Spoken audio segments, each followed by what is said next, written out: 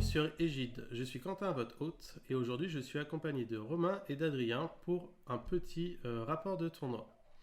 Nous avons été le dimanche 20 novembre au tournoi le Cumité qui se passe à Lyon. C'est géré par l'association le RTS, association dans laquelle nous sommes adhérents, en tout cas joueurs entre guillemets. Du coup, un lieu que nous connaissons bien. L'avantage aussi du Kumité, c'est que c'est un tournoi qui est maintenant assez récurrent. Moi, c'est la deuxième fois que j'y vais. Je ne sais pas depuis combien de temps ça tourne, mais en tout cas, c'est des dates qui reviennent souvent. Et souvent, les tournois sont organisés le dimanche, comme ça a été ce tournoi-ci, mais des fois, c'est sur 2 jours.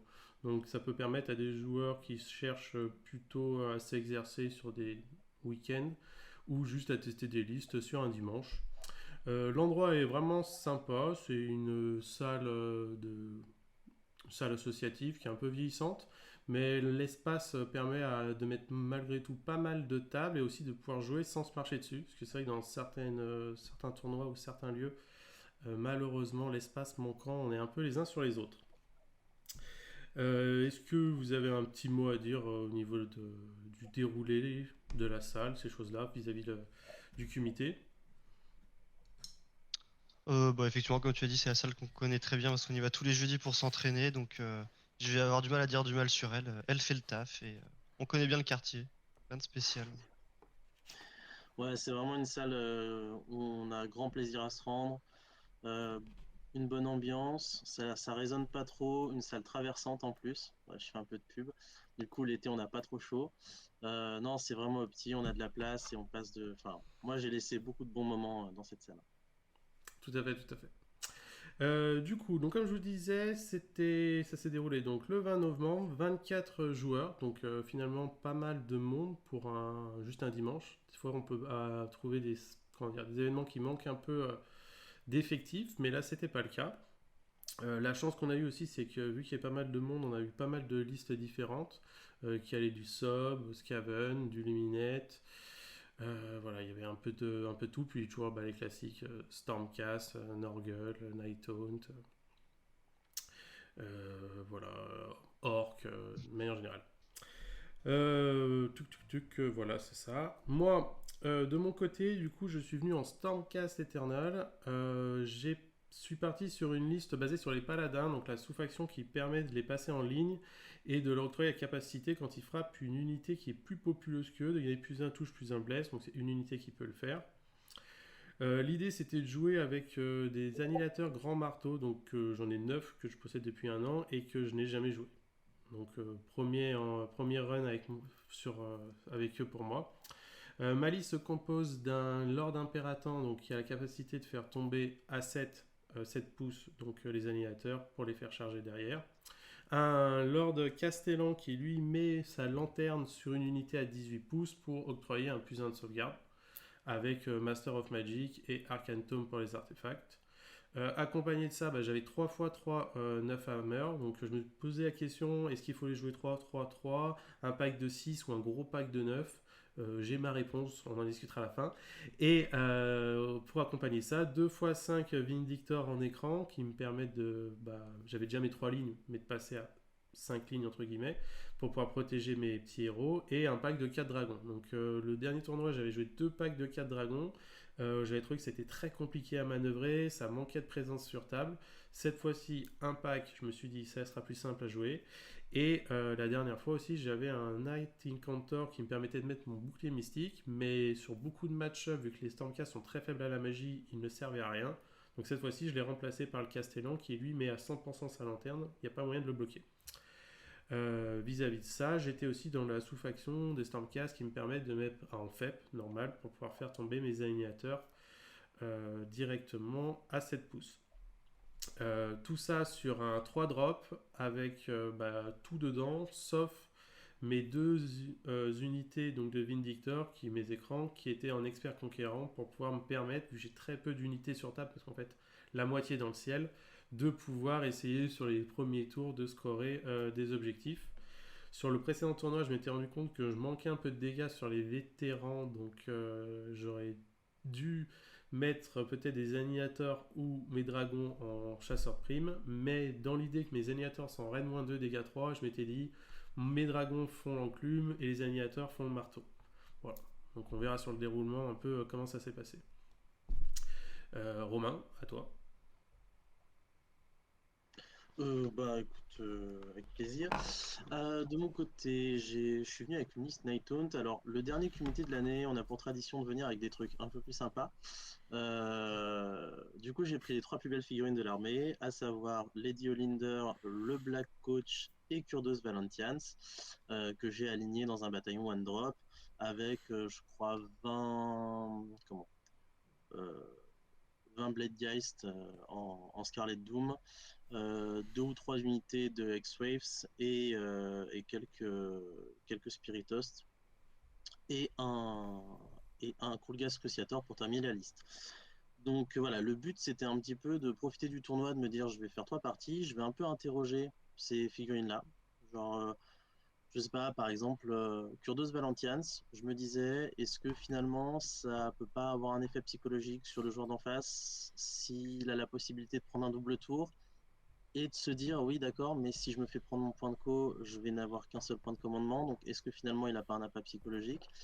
Voir un petit peu si finalement ça peut pas remplacer un pack de Banshees, j'aime bien avoir 8 Banshees pour avoir pas mal de rennes et pas mal de patates, sauf que quand on commence à en perdre, fatalement, on perd des dégâts avec, tandis que Kurdos, même à un PV, il tape pareil.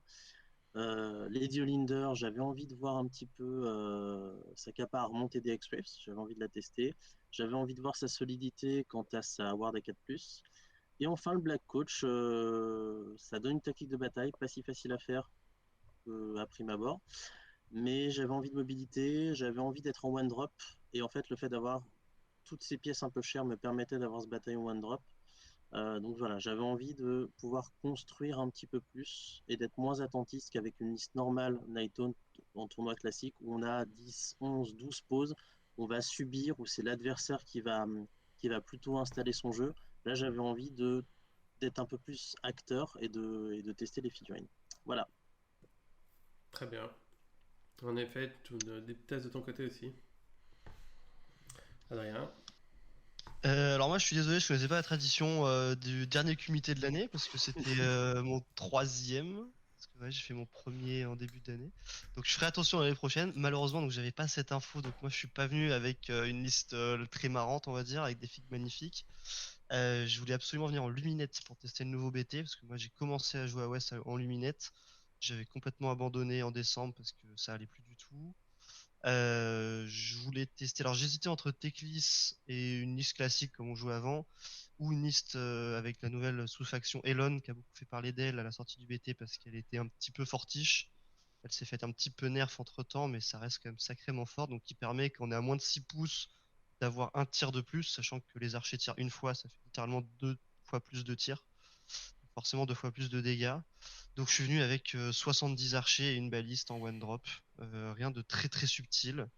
3 petits héros pour les buffer. Donc le Lord Régent, celui qui est sur son poney là, qui permet de les buffer en zone. Et un Lord Seeker, le petit assassin qu'on peut poser à 3 pouces après le déploiement.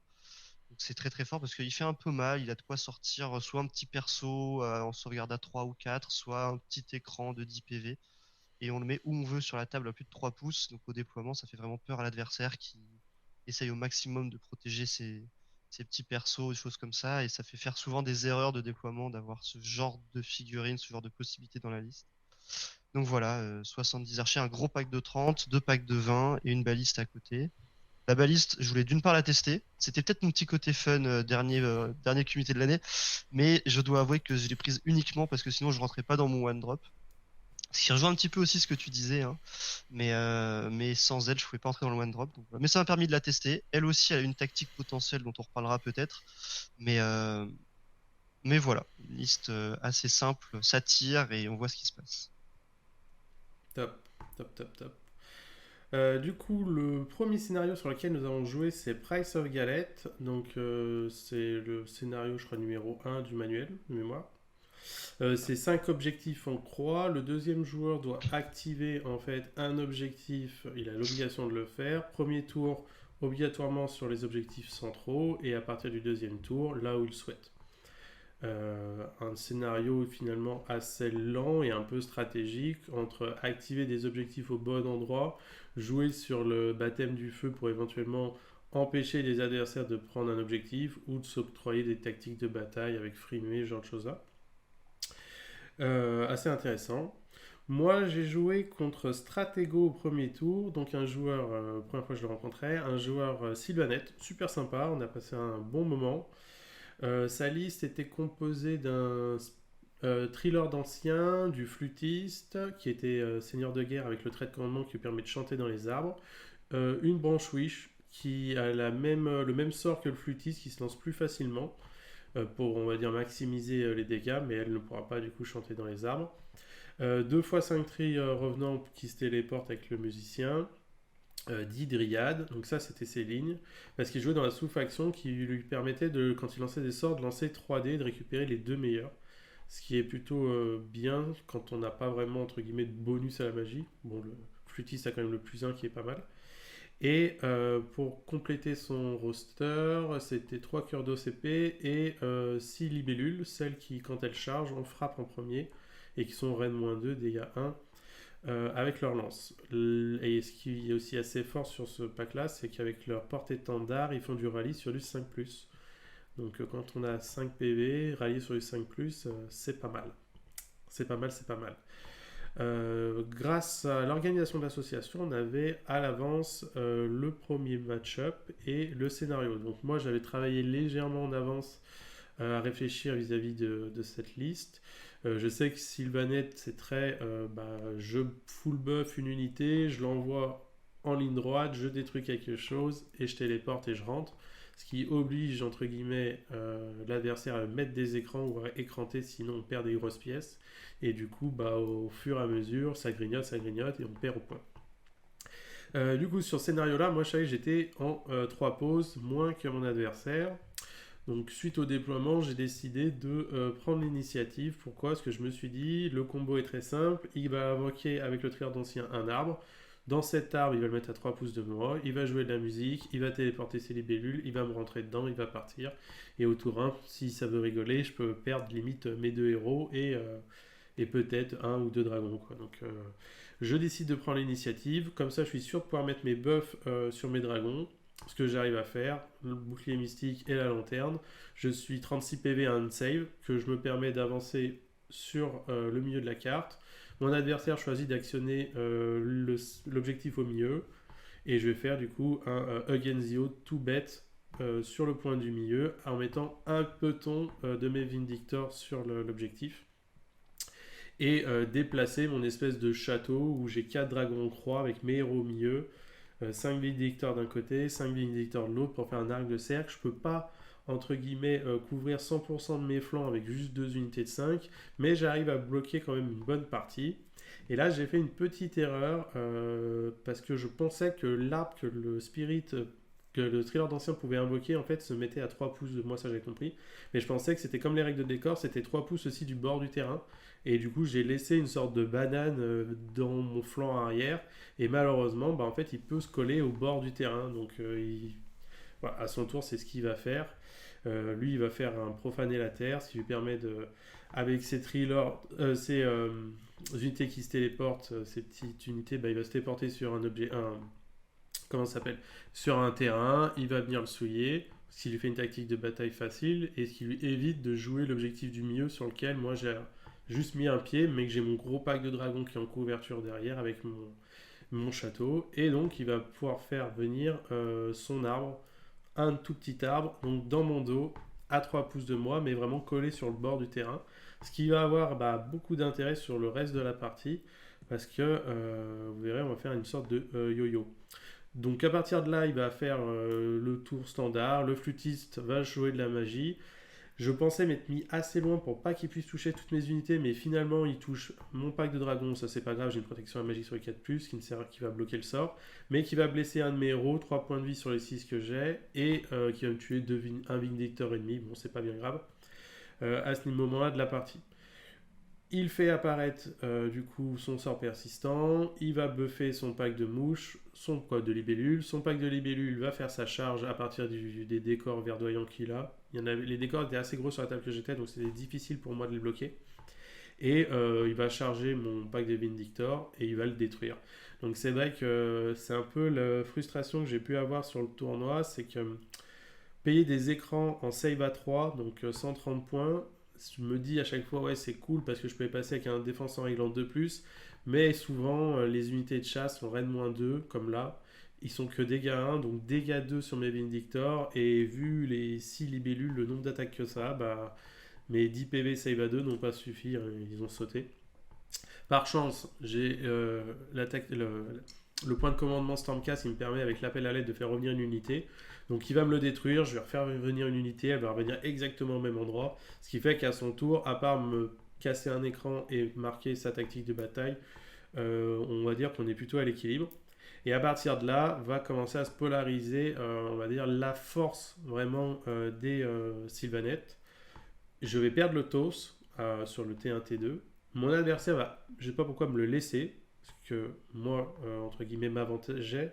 Parce que vu que j'avais mon pack de dragons qui était au milieu de la carte, et ben je vais pouvoir pas remettre mes buffs, par chance. Je replace mon bouclier mystique, je replace ma lanterne que je peux pas rater, avancer mes dragons, et en fait, grâce à une charge à 10, je crois que je fais, ou 11, venir me positionner mes 4 dragons en cloche. Et grâce au fait que j'ai 3 pouces de comment ça s'appelle de portée entre mes dragons, de cohésion entre mes dragons, c'est une règle des dragons. Je vais réussir en fait à mettre 2 dragons d'un côté d'une unité de dryade, 2 dragons de l'autre côté, et pouvoir engager 3 unités en même temps, ce qui est assez pratique pour moi, parce que vu que je suis 36 PV en save à 1, bah, je sais que j'ai très peu de chances de me les faire casser entre guillemets. Et je fais tomber un pack de 3 annihilateurs qui vont charger. L'avantage, c'est que bah, il ne peut pas, vis-à-vis de la manière dont il a commencé à téléporter ses unités, couvrir tous les flancs, et du coup j'ai son thriller d'ancien qui est à portée.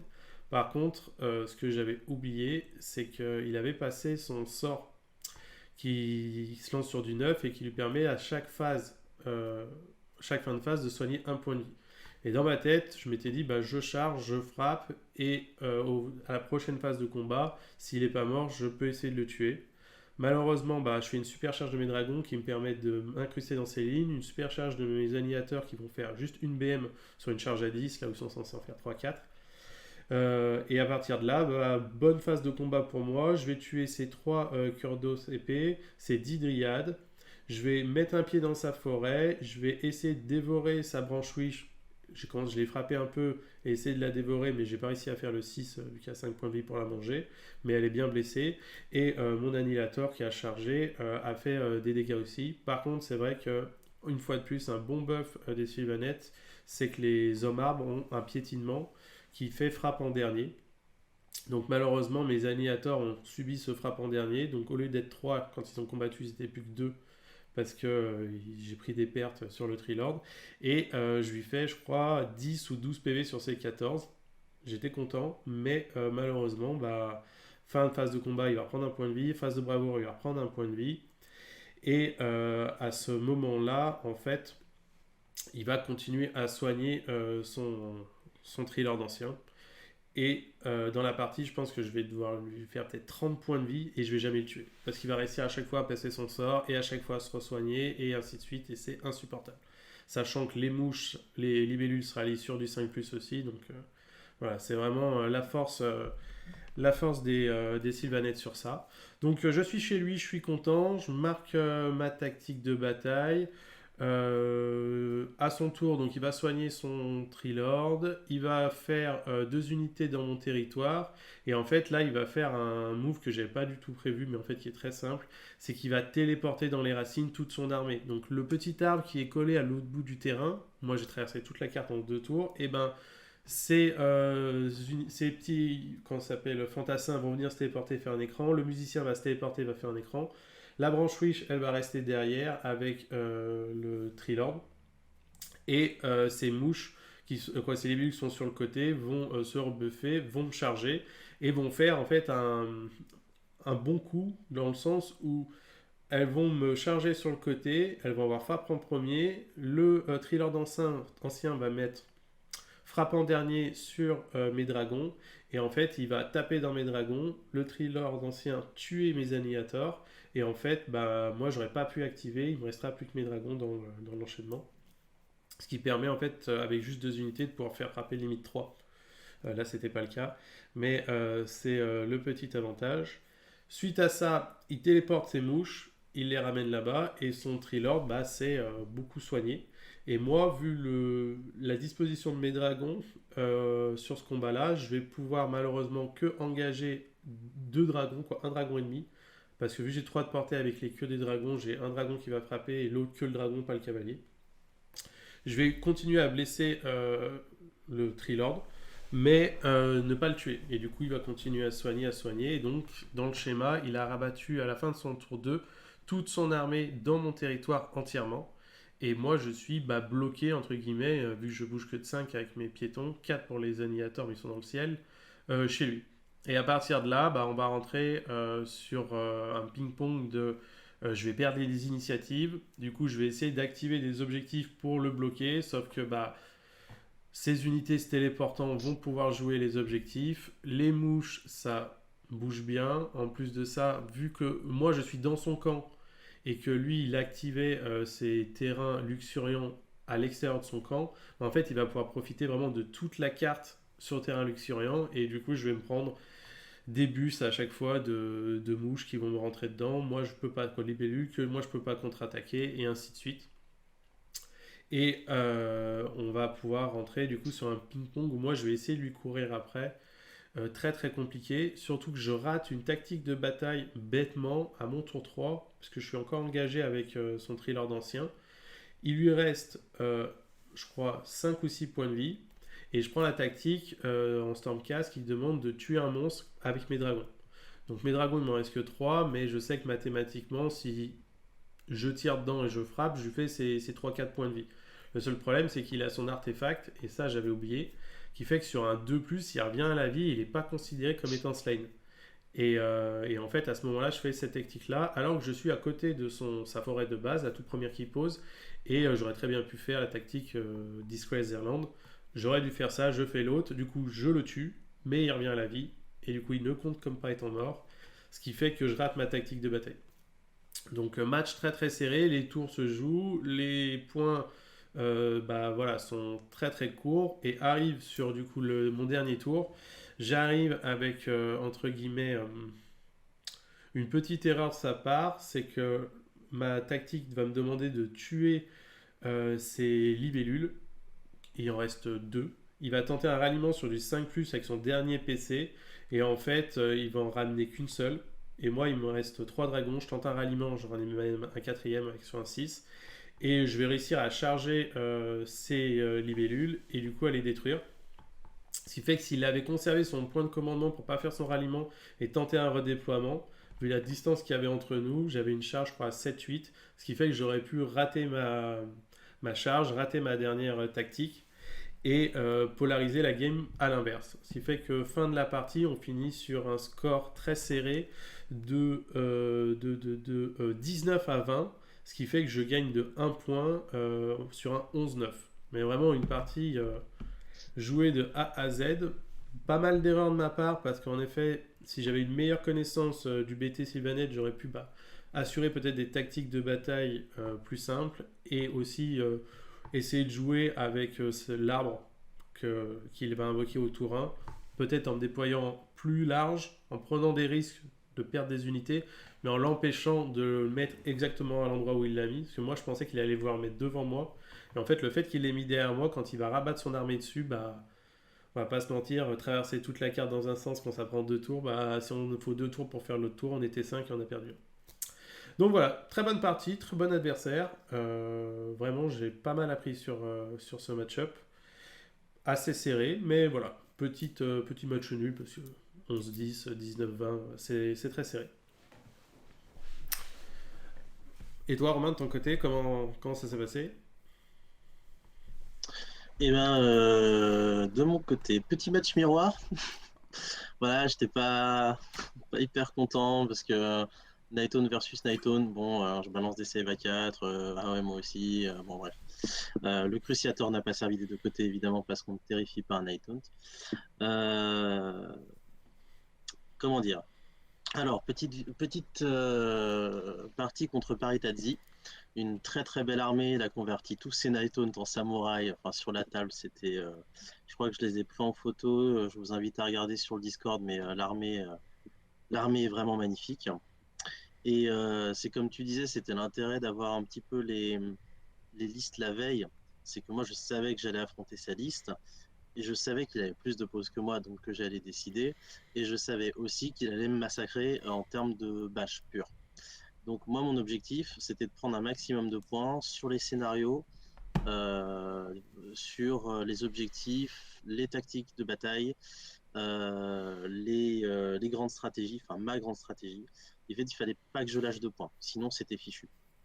Donc, euh, la stratégie, elle est simple. T1, je lui laisse le tour. J'active un objectif d'un côté qui me va bien. Donc sur un côté, pas central, pour pas lui permettre de mettre son...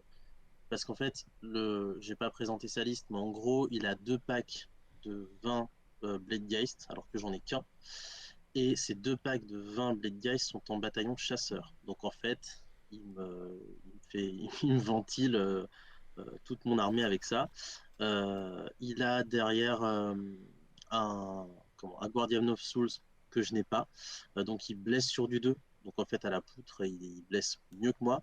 Il a un Spirit Torment qui lui fait remonter régulièrement à chaque phase de combat 3 bonhommes dans une unité au choix. Donc en fait, à l'attrition, il est meilleur. Donc j'ai vraiment pas intérêt à y aller. Donc je lui laisse le T1 en me disant, comme ça, je choisis l'objectif qui proc et je choisis où est le baptême du feu, sachant que lui il a plus de galets que moi et que j'ai intérêt à allumer des baptêmes du feu autant que je peux pour pas que lui il me coince au moment où il m'aura tablé quoi. Euh, donc ça se passe plutôt bien. En plus, ça lui évite d'avoir un double tour. C'était la dernière chose. Donc, en fait, il arrive, il peut pas prendre. Alors je sais plus pourquoi. Je crois qu'il était trop loin, ou alors il oublie que c'est baptême du feu, mais du coup il prend pas le l'objectif qui s'est activé. Euh, il avance sans se commit, il va pas non plus avancer toute son armée, et il est un peu trop timide au milieu, ce qui fait qu'il n'a pas beaucoup avancé. Et moi, ça me va bien parce que j'ai juste à mon tour, moi, à marquer ma tactique tranquillement, à prendre l'objectif central en mettant une figurine de plus que lui, enfin une figurine de galet en fait, n'importe laquelle, pour prendre le pion qu'il n'a pas pris. Et en plus, je marque la tactique, donc je suis à 4 points, il est à 0 au tour 1. Donc là, je me dis, c'est bon, c'est ok, j'ai un avantage, je vais gagner 11-9 si je m'en sors bien, mais je vais gagner quand même. Ensuite, on lance l'initiative, je gagne le toss, je lui relaisse le tour pour pouvoir activer l'objectif qui est chez moi. Parce que comme il n'a pas assez avancé au milieu, je sais qu'il il peut pas l'atteindre. Il a été trop prudent, il a voulu rester dans ses bulles, il a des bulles de Banshees, il a des bulles de Spirit Torment, il a sa bulle de comment ça s'appelle de Guardian of Souls. Et donc, comme il a voulu rester en bulle, il n'a pas assez avancé, donc il ne peut pas aller me chercher cet objectif-là. Donc, il va marquer forcément que 1 sur l'objectif qu'il va prendre. Il va pas réussir à faire sa tactique parce que malheureusement, j'ai sécurisé en prévention l'objectif qu'il y avait chez moi en mettant des X-Waves un petit peu partout autour. Donc, il a voulu le prendre, mais enfin l'objectif, le décor, il a voulu le prendre, c'était sa tactique, mais il n'y est pas parvenu parce que j'ai réussi un peu à redeploy pour l'empêcher de le faire. Donc, en fait, sur son deuxième tour, il prend 1. Et moi derrière, je vais pas réussir, je vais pas tenter d'aller chercher l'objectif, le premier qu'on a activé. Je vais me concentrer sur celui que j'ai et je vais essayer de marquer 3 tout simplement pour continuer à marquer des points. Quoique je crois que je vais, je sais pas, je sais plus si je l'aime, en tout cas je continue tranquillement de faire la course en tête. Et là le T3, il arrive ce qui doit se passer, il le prend. Et pour remonter en point, il va prendre le tour. Donc je vais activer l'objectif qu'il y a de l'autre côté. et prier pour pas mourir trop vite. Et là, on va commencer un jeu que j'adore en Night Hunt, que j'ai fait dans plein de tournois, que je faisais déjà avant, quand il y avait le précédent BT Night Hunt. C'est le jeu du chat et la souris. Je me barre et j'essaye de taper ce que je peux en me barrant tout le temps à un endroit précis du champ de bataille, tout en conservant des objectifs. Et c'est à peu près ce qui s'est passé, c'est-à-dire que T3, il table rase pratiquement tout. Il me rentre dedans, je sais plus ce que ça fait. Il claque l'artefact qui dit qu'il y a plus d'une attaque dans un rayon de 12 pouces, donc ça fait 40 Bladegeist qui ont 4 attaques par tête parce qu'ils ont chargé. Je vous laisse faire le calcul, ça doit faire un truc comme 160 attaques, de plus, voilà, donc sans compter les BM à la charge, ils lancent 20 dés, ils fait 13 BM, enfin, j'explose complètement. Et en fait, sur tout le reste de la partie, pour faire simple, je vais essayer de conserver mon avantage en me décalant, en faisant des rideaux de dernier X-Waves. Les Diolinder vont en remonter un certain nombre, ce qui va me permettre de survivre un petit peu. Je vais passer derrière ces lignes avec le Black Coach pour anticiper quand l'objectif chez lui va être activé, pour pouvoir continuer à marquer des points. Et finalement, en fait, ça se passe assez bien, surtout au T5. Il y a un petit enseignement à tirer là-dessus. Au T5, il gagne le toss et ce qui se passe, c'est qu'il va faire un truc qui m'arrange beaucoup, c'est qu'il va prendre. Et en prenant, moi, ma grande stratégie, c'est Fright or Flight. C'est je dois ne pas avoir d'ennemis à 6 pouces d'une unité qui conteste un objectif. Donc, en fait, moi, mes unités étaient sur l'objectif à ce moment-là. Donc, il a dû venir les chercher pour essayer de prendre les objectifs sans forcément y parvenir. Donc, moi, j'ai réussi à garder des objets. Et en fait, j'ai réussi au dernier moment à monter 5, à enlever mes figurines des objectifs ou alors à tuer les quelques figurines qu'il y avait sur l'objectif pour le nettoyer, pour avoir personne à 6 pouces de moi, pour faire ma grande stratégie. Finalement, du coup je m'en sors plutôt bien parce que malgré le fait qu'il doit me rester, je sais pas moi, 6 figurines sur la table, je gagne quand même 13-7. Donc je suis assez content parce que j'étais venu tester justement euh, une monopause pour avoir et beaucoup de mobilité pour pouvoir gérer la tempo.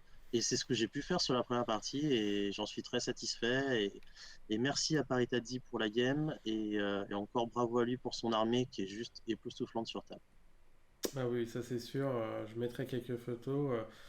Une très très belle conversion. De toute façon, c'est un joueur qui est très expérimenté de ce côté-là. Pour l'avoir croisé en tournoi, quand il y a des prix peinture, il les remporte souvent. C'est un très bon peintre. Et ton côté, alors Adrien, ça donne quoi? Alors moi déjà, ce qui était marrant, c'était l'adversaire. Comme tu l'as dit, on avait l'information quelques jours avant, et il se trouve que je tombe contre Bono, celui qui m'a battu à la toute dernière partie du tournoi dont on a débriefé la semaine dernière, pour ceux qui ont regardé la dernière vidéo. Donc il jouait exactement la même liste, aussi arc. De tête, il y a 9 Stalkers, il y a Arcane, un petit perso sous le maçon et des Mortec, 5 cavaliers. Mais là, forcément, le match-up était pas le même. Je jouais Luminette, ça tire beaucoup, ça fait des BM, donc c'est exactement ce qu'Ossiark n'aime pas. Parce que eux, ils sont très forts pour tanker ce qu'il y a un petit peu de rend, ce qu'il y a, voilà, au corps à corps, entre autres. Donc, ils détestent les BM, ils détestent le tir. Donc, je suis l'armée idéale contre lui, et on le savait tous les deux, hein. C'était presque gagné d'avance pour moi. Donc, en gros, je me suis déployé de manière complètement, on va dire, pas très fluff, dans la mesure où j'ai mes archers qui sont en ligne droite devant et les lanciers qui sont derrière parce qu'ils ne servent à rien. Je mets la baliste en plein milieu, l'idée étant qu'en fait, il peut mathématiquement pas cacher Arcane sur la table. Il peut le mettre dans le coin le plus loin possible du monde. Je pourrais, quoi qu'il arrive, lui mettre 50 archers et ma balise dans la tête, rien qu'en avançant. Donc, et statistiquement, ça le satellise. Sachant qu'Arcane, c'est la plus grande menace contre moi parce qu'il permet de relever ses figurines, il permet d'avoir une ward à 5, ce qui m'embête énormément. Il m'empêche moi de passer mes sorts parce que c'est un très bon sorcier. Donc voilà, c'est vraiment la cible à abattre. Et en plus, il a 2 Endless Spells, les mêmes que la dernière fois, mais qui m'ennuient énormément. Il y a le fameux Endless Spell qui m'empêche de faire des immunités à la bravoure. Sachant que mon armée a une bravoure de 5 sur chaque figurine, enfin sur chaque unité, enfin 5 ou 6, mais rapidement 5 dans la partie. Donc si je perds 4 mecs et que je peux pas mimer une bravoure, très rapidement, tous mes packs ils s'envolent quoi. Donc fallait absolument que je sorte ces sorciers super vite. C'était le plan de jeu. C'est pour ça que mon armée est en one drop. Donc je prends le premier tour et je lui tombe Arcane et son sous le maçon, donc le deuxième sorcier. Et j'ai même assez de létalité pour tomber 2 stalkers, je crois, dans un pack à côté. Euh, En mettant voilà, tout le monde dessus. Mon Lord Seeker, le petit assassin qui était là aussi, qui arrive derrière lui pour faire quelques PV par-ci par-là, en tirant. Et voilà, donc c'était l'idée de ma liste, hein. Je tire sur ce qui m'embête au T1 et après je serre les fesses sur un potentiel double tour et on voit ce que ça donne. Il a eu son double tour, bon, ce qui est normal, hein, c'est le jeu quand on prend le premier tour, il peut faire son double tour qui me fait assez mal, mais pas assez. L'avantage de Luminette, c'est que tu as les lanciers qui font écran devant qui tankent super bien. Et même quand tu charges les archers, tu te prends une échelle qui fait mal. Maintenant, ils mettent des BM au corps à corps, ce qui est super fort, notamment contre Siark. Tu as des BM dans tous les sens. Donc, quand il me laisse le double tour, enfin, quand il finit son double tour, il m'a tué, je crois, être 30 archers en tout sur mes 70. Et encore, je suis même pas sûr. Et lui, il a presque plus rien, quoi. Donc sur mon T2, après son double tour, je crois que je lui pète tout sauf un stalker. Et j'ai l'unité T3, donc on se serre la main parce que voilà, quoi qu'il arrive, le tablé, j'ai encore 3 tactiques gratos à faire. Donc la partie est terminée. Malheureusement pour moi, on compte les points et grâce à son double tour, au fait que moi, sur ce scénario, on score pas beaucoup au début, etc., il va me mettre un point. Donc je vais mettre un 19-1. Je pouvais difficilement faire mieux avec son double tour. Ça aurait pu être bien pire parce que sur son double tour, il aurait pu avoir des plus grosses charges, des plus gros jets par-ci par-là qui auraient pu me faire plus mal. Je le tablais quand même, mais il scorait mieux et moi je scorais moins bien après, donc ça aurait pu être pire. Mais voilà. En gros, mon armée est faite pour ça, supprimer les héros de soutien ou supprimer la Death Star en face au T1. Statistiquement, c'est toujours censé passer. Si ça craque, c'est la merde. Là, c'est passé, donc voilà. Il y avait plus trop de suspense après le tour 1. Tout s'est passé comme prévu. Et pour Et ça, ben, l'avantage avec mon armée, effectivement, c'est que je vais moins souvent parler du scénario. Parce que là, pareil, il y a eu des activations, il y a eu machin. Mais voilà, ça a eu peu d'impact. Parce que globalement, quand t'as tout tué au T2, il n'y a pas trop besoin de parler du scénario. eh Voilà. ben, belle victoire en effet sur un match-up que du coup tu avais déjà affronté avec une autre armée. Tout à fait. Du coup, bah, ça met fin à la première round. Le tournoi nous propose à ce moment-là du coup de prendre une petite pause casse-croûte. L'avantage du quartier, c'est qu'il y a deux trois commerces aux alentours, ce qui nous permet de prendre une pause et de pouvoir manger ce que chacun a envie de manger entre guillemets. Et le tournoi peut reprendre ensuite vers quelle heure? 13h30, 14h, je sais plus. Mais 13 heures, je crois même. ouais, 13h, oui, en effet, on a fini assez tôt. Ce qui permet de rester dans le planning, ce qui pour moi je trouvais est assez important quand on annonce entre guillemets des horaires, de pouvoir se dire bah voilà, je sais à peu près à quelle heure je vais finir, même s'il y a toujours un peu de débordement. Suite à ça, du coup, moi j'étais table 9, je crois, ou 10 au début. Je passe pas très loin, je dois monter une table, peut-être quelque chose comme ça avec mon match nul. Et là, on tombe sur le deuxième scénario. Je connais plus le nom, mais c'est celui-là qui fait que les unités de Calais, quand on est vétéran et qu'on meurt, on donne 2 points de primaire. Un point Fort et le supplément. rusé. Voilà, le fort et le rusé, c'est ça exactement. Et un troisième point si jamais on défend un objectif. Donc les scénarios, l'avantage c'est qu'on les avait à l'avance, le premier, le deuxième et le troisième, donc on pouvait aussi se préparer. Moi de mon côté, je n'avais même pas besoin de me préparer parce que sur ma liste, j'avais 5 unités de vétérans de galets. Et quand je l'ai composé, bah, j'ai même pas réfléchi à ça. Je m'étais dit, bah, je fais mes dragons là, j'ai besoin d'écran, du coup je pose mes écrans.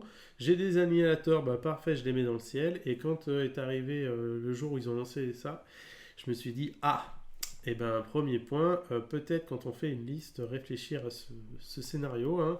Il y en a un sur les 12 qui le fait, et quand il sort, bah c'est mauvais. Donc avant de commencer, je savais déjà que mathématiquement, j'avais perdu. Je ne voyais pas comment en donnant 10 à 15 points de primaire, sachant que je peux réanimer une unité, du coup 2 à 3 points de plus, je pouvais gagner. Ma seule chance de gagner, entre guillemets, c'était de tomber contre un adversaire qui soit très très château, que je fasse tout apparaître, que j'avance, je charge et que je le table rase. Voilà. Et s'il n'y a plus rien, il ne peut pas me tuer, du coup je ne peux plus donner de primaire. C'était ma tactique. Sauf que dans le pairing, je suis tombé contre un autre joueur Stormcast, je n'ai plus son nom et j'arrive pas réussi à le retrouver. Super sympa, c'est la première fois que je le croisais et il y avait une liste qui était très très intéressante. Il jouait dans la sous-faction Stormcast, qui fait que ses unités ne peuvent pas subir d'actions monstrueuses. Donc il me disait que lui jouait que dans celle-ci parce que les autres bonus ne les intéressaient pas trop et qu'au moins il ne subissait pas de rugissement, pas de piétinement. Et c'est vrai qu'actuellement, sur les nouveaux BT qui apparaissent, de plus en plus de monstres ont des actions monstrueuses qui sont uniques et du coup qui leur donnent des avantages très intéressants, outre juste le rugissement et le piétinement. Donc son choix est très justifié actuellement dans la méta. Du coup, il jouait. Comment ça s'appelle? Très très MSU. Donc, il avait 6 héros. Un Lord Arcanum. Il avait un Lord Imperator pour faire tomber du ciel. Il avait un Lord Relictor, le prêtre. Il avait une bannière Vexilor qui permet de faire des blessures mortelles une fois par partie en la brûlant. Qu'est-ce qu'il avait d'autre? Il avait un Adjudicateur qui tire à 30, qui en 2 attaques en Raid-3, dégâts 3 sur du 2-2. Et il avait un autre héros, je sais plus lequel. Bon, très très populeux en petit héros, très très populeux aussi en unité parce qu'il jouait 3 packs de 5, je me rappelle plus le nom, c'est les Stormcast qui ont une machette et un gun, et en fait ils peuvent se téléporter comme des Sylvanettes en fait où ils veulent. Ils sont pas très bons au corps à corps, pas très bons au tir, mais ils font un peu des deux, ils jouent la carte. Et ce qui était assez intéressant dans sa liste aussi, c'est qu'il avait un pack de 3 Hammer Grand Marteau, d'animateur Grand Marteau, et il avait aussi 10 archers luminettes et une valise luminette. Ce qui fait qu'il y a une sorte de bio-ball. Quand on lit sa liste, on comprend pas trop les combos parce qu'au final, il a un héros qui permet de faire tomber les animateurs, il a un prêtre qui peut téléporter une unité, mais quasiment toute son armée se téléporte. Donc c'est très bizarre. À la lecture, je comprenais pas trop où est-ce qu'il allait en venir, et en fait, sur ce scénario-là, la table est très étirée avec les 4 objectifs et en fait sa liste est très forte parce qu'il peut scorer des objectifs en se téléportant dans le dos, donc des unités dans le territoire. Elles sont vétérans de galet, du coup elles donnent un point supplémentaire sur la tactique de bataille. Il va étirer le champ parce qu'il se téléporte dans les angles, il tire avec sa baliste, il tire avec ses archers, il tire avec son héros archer. Il a le sort persistant, la comète Stormcast, qui se lance à 36, je crois, ou 30, quelque chose comme ça. Quand elle tombe, elle fait des blessures mortelles en zone à 10 pouces. Le Knight Vexilor, il choisit un point du champ de bataille, il fait des blessures mortelles en zone aussi. Ce qui fait que c'est une bonne liste anti-château, c'est une bonne liste aussi MSU contre les grosses Death Star, parce qu'au final, quand il rentre dans quelque chose, c'est que des petites choses, des petites unités, donc lui, il n'est pas trop perdant, il peut se téléporter. Et il a pas mal de tirs avec son mix baliste qui est pas exceptionnel, mais qui au final, pour le point que ça coûte, fait très bien le travail. Et 10 archers luminettes, au final, quand on enflamme les armes, ça fait quand même un peu de BM. Donc il a de la BM, il a de la dégâts, il a un peu de rend, il a un peu de sort, voilà, c'est très intéressant. Sur ce scénario-là, moi je vais me déployer en une espèce de château, mais très étiré pour essayer de limiter ses blessures mortelles. Il a 2 pauses parce qu'il a 2 bataillons one drop. Moi je suis en 3. Il me laisse l'initiative. Du coup, je fais comme tout le monde. Je prends un Genzio, je m'avance, je mets un point. Mes unités étirées au max. Et à son tour, moi je savais que dans tous les cas, j'allais soit perdre tous mes héros, soit perdre tous mes dragons. Je perdais quelque chose, c'était obligé. Et donc là, c'est parti. La comète Stormcast qui tombe, l'étendard qui tombe, les blessures mortelles. Par chance, il n'a pas réussi à enflammer les armes ses luminettes au T1. La baliste. Et suite à la fin du premier tour, il s'est juste posé en se téléportant sur les objectifs. Il récupère plus d'objectifs que moi. Il marque plus de points. Il me tue pas d'unité de vétéran de guerre ce tour-ci. Par contre, mes héros, ils sont à 5 PV chacun pris sur les 6 qu'ils ont. Heureusement, ils en ont 6. Et là, je me dis, dans tous les cas, c'est perdu. Je peux déjà... déjà que j'y allais avec zéro envie de jouer sur ce scénario-là. On est à peine de faire le T1, j'avais déjà plus envie de jouer. Et là, une fois de plus, je perds le toss. Ce qui fait que sur les 3 matchs, je crois que j'ai dû gagner un toss. Donc ça va vite polariser mes matchs. Pourtant, j'ai pris des paris sur ça. Et du coup, on est reparti. Au T1, j'avais fait tomber 3 annihilateurs, malgré tout, en me disant qu'au T2, j'aurais peut-être plus de héros. Donc j'ai eu une charge à 7 qui a cassé un écran, mais qui m'a pas servi à grand-chose. Et là, lui, il va dérouler, il va me rentrer dedans, il va refaire ses BM, il va refaire ses tirs. Donc T2, je n'ai plus de héros. il me reste au final que, entre guillemets, mon pack de dragon qui était buffé, donc 36 PV en save à 1. Et je vais devoir naviguer sur le tour 3, quoi, tour 2, tour 3, tour 4, parce que tour 4, j'ai plus rien, même si je vais essayer de jouer un maximum les objectifs comme si j'étais un professionnel, à désengager des unités, à tenter des ralliements et tout, mais dans tous les cas, ça n'avait aucun intérêt. Euh, il me restait plus que mes dragons, et malheureusement, bah, comme je disais, c'est bien beau d'avoir 4 dragons, mais tout ce que j'ai voulu charger, j'ai chargé, je l'ai cassé. Mais quand on est full et messu, bah, ça ne sert à rien parce qu'en fait, on joue au chat et à la souris. Et les dragons Stormcast avaient cet avantage avant les suites de nerfs qu'ils ont pris de pouvoir pré-move à la phase de 12 et bouger de 12, qui faisait qu'ils avaient ces 24 de mouvement qui leur permettaient vraiment d'aller où ils veulent. Aujourd'hui, on bouge que de 12 et du coup, bah, 12 en volant, quand on a des gros culs, c'est très lent. Et sur ce scénario qui est très étendu, bah, je ne vais rien faire. J'ai même pas ma fiche, prends en photo ma fiche de score, je prends 20-0 et il n'y a rien à faire parce que bah, je vais donner 15 points de. Quoi, je dois défendre un objectif, donc peut-être 11 points de primaire juste avec mes unités de ligne et fin de la partie, T4, j'ai plus rien. Je suis obligé de faire tomber mes annihilateurs dans marteau bah, à 9 standard parce que j'ai plus l'impératant et des charges à 9 relançables, bah, il y en a une qui passe pas. Pareil, je tombe à côté de son prêtre, je le charge, je le tabasse. Tour d'après, et j'avance de cage, je refais une charge, je retabasse un autre héros, donc j'arrive à lui gratter des pertes. Mais au final, sur l'ensemble de la partie, il n'y a vraiment aucun match. Donc, partie intéressante dans le sens de bien construire ses listes, là où moi j'ai pas du tout réfléchi à ça.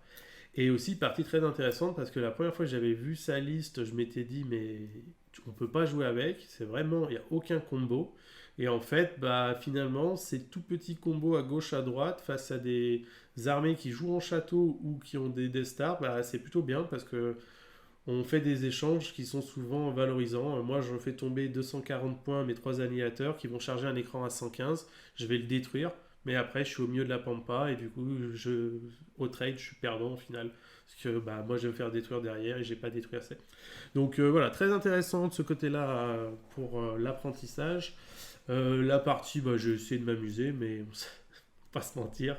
C'était pas le meilleur des scénarios pour moi, ni la meilleure des situations. Et toi, Romain, de ton côté, ça donnait quoi du coup? Et ben, moi j'ai passé une partie très plaisante parce que c'est pas passé du tout comme prévu. Et moi j'adore ça. Et j'adore aussi ce que tu disais, le fait, en France, on aime bien spammer. Et moi j'adore quand on découvre des listes comme ça, on se dit non mais le mec il plane complet. Genre c'est quoi cette liste? Et en fait, quand tu vois jouer la liste, tu dis putain la construction elle est trop intelligente. Et ça fait vraiment plaisir. Moi c'est quelque chose que j'adore. Euh, et là, il s'est un peu passé la même chose avec mon adversaire, parce que bon, la liste est ultra classique, c'est une liste que je connais, et c'est pour ça que je me suis dit, bon, normalement, ça va bien se passer. Alors, ça s'est bien passé, mais j'ai pas du tout scoré ce que j'avais envie de scorer contre cette liste, parce que, alors, il joue Kragnos, un Mokroucha, deux fois trois cochons, des brutes, mais c'est parce qu'il avait pas assez de cochons, donc il a mis des brutes à la place. Je crois qu'il y a un magicien pour lancer la Mangor qui est deux chamans. Et cette liste, en fait, je la connais très bien parce que mon meilleur ami la joue. Donc, je l'ai affronté pas mal de fois. Alors, même si d'habitude, je l'affrontais avec ma vraie liste compétitive Nighthaunt, là, je me suis, même si j'y vais avec une liste un peu plus testing, je connais tellement bien le match-up que ça devrait bien se passer. Et donc, on fait le déploiement. Moi, je me déploie dans deux coins du champ de bataille, mais vraiment deux coins, pour qu'il en choisisse un. Parce que je sais bien que lui, de toute façon, il va avancer un peu comme un minibus, il va essayer de me prendre une partie. Une fois qu'il a choisi son côté, les Nighthaunt peuvent exactement, tout compris, les Nighthaunt, alors j'ai calculé pour que de toute façon ce soit d'un côté ou de l'autre, de toute façon Black Coach pouvant TP, c'était pas un problème, voilà. Donc je relève les trois unités en fait, comme ça on se retrouve en fait où lui il est sur un coin là de la table et moi je suis de l'autre côté. Euh, Parce qu'en fait, j'avais prévu de prendre le premier tour pour une raison très simple, c'est comme il est très mobile et que à la poutre, je me fais complètement ouvrir. C'était le grand problème de ma vie sur ce tournoi. Il faut que je tienne plus d'objectifs que lui au premier tour pour pouvoir marquer 5 points. parce que j'ai besoin de scorer des fois que ça tourne au vinaigre. Donc, je prends effectivement le tour, je mets juste le cul d'unité de X-Wave sur un objectif, euh, et j'en prends un autre, celui qui est tout à gauche, vraiment, voilà, j'ai mes deux, en me disant de toute façon, il va avancer, s'il prend le double tour, c'est pas bien grave, il peut pas m'impacter T1, donc c'est pas grave, je prendrai une phase de CAC, mais je suis dans la bulle j'ai oublié son nom, Crusader. Cold Cruciator. Voilà, c'est ça qui diminue ses dégâts de 1. Et j'avais lancé un Shade Mist, donc qui moins 1 pour blesser sur un pack de X-Waves. J'étais relativement tranquille, ça me posait pas trop de problèmes. Donc T1 il avance, il peut pas impacter comme c'était prévu. Et T2, il prend le T2. T2, il impacte, jusque là il n'y a pas trop de problèmes. Euh, Moi, je me replie parce qu'en fait, je peux pas encore. J'ai avancé mes Blade Geist, mais je peux pas encore aller l'impacter tout de suite. Si, en fait, je peux. Je viens de relire mes notes. En fait, il m'impacte à son T2, et en fait, moi, j'arrive à lui tuer Kragnos sur la contre-attaque à mon T2 à moi. Et en fait, là, je me dis, c'est pas compliqué. Si je prends le tour, c'est fini pour lui.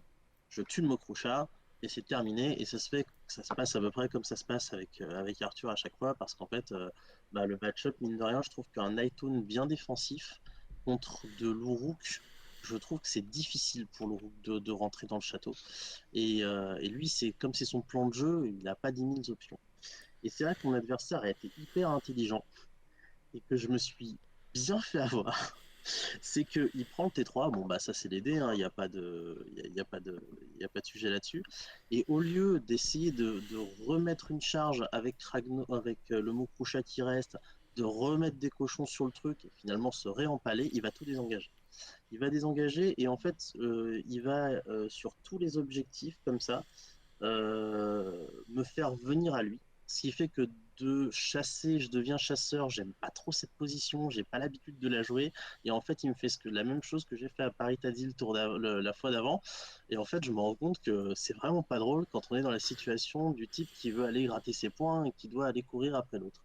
Et en fait, je vais réussir petit à petit à lui prendre méthodiquement ses cochons, son mokrocha, sans problème, mais lui, il va rester au score. Donc il me colle au basque au score, et il y a même un moment donné où, enfin, même à ce moment-là, il est devant à chaque fois parce qu'il m'a tué une unité. Non, parce qu'il a plus d'objectifs que moi à chaque tour. Donc il marque un point de plus que moi à chaque tour. Et le temps passe, et les tours passent, et en fait je suis derrière, alors que je m'attendais à être devant une fois que j'avais tué Kragnos.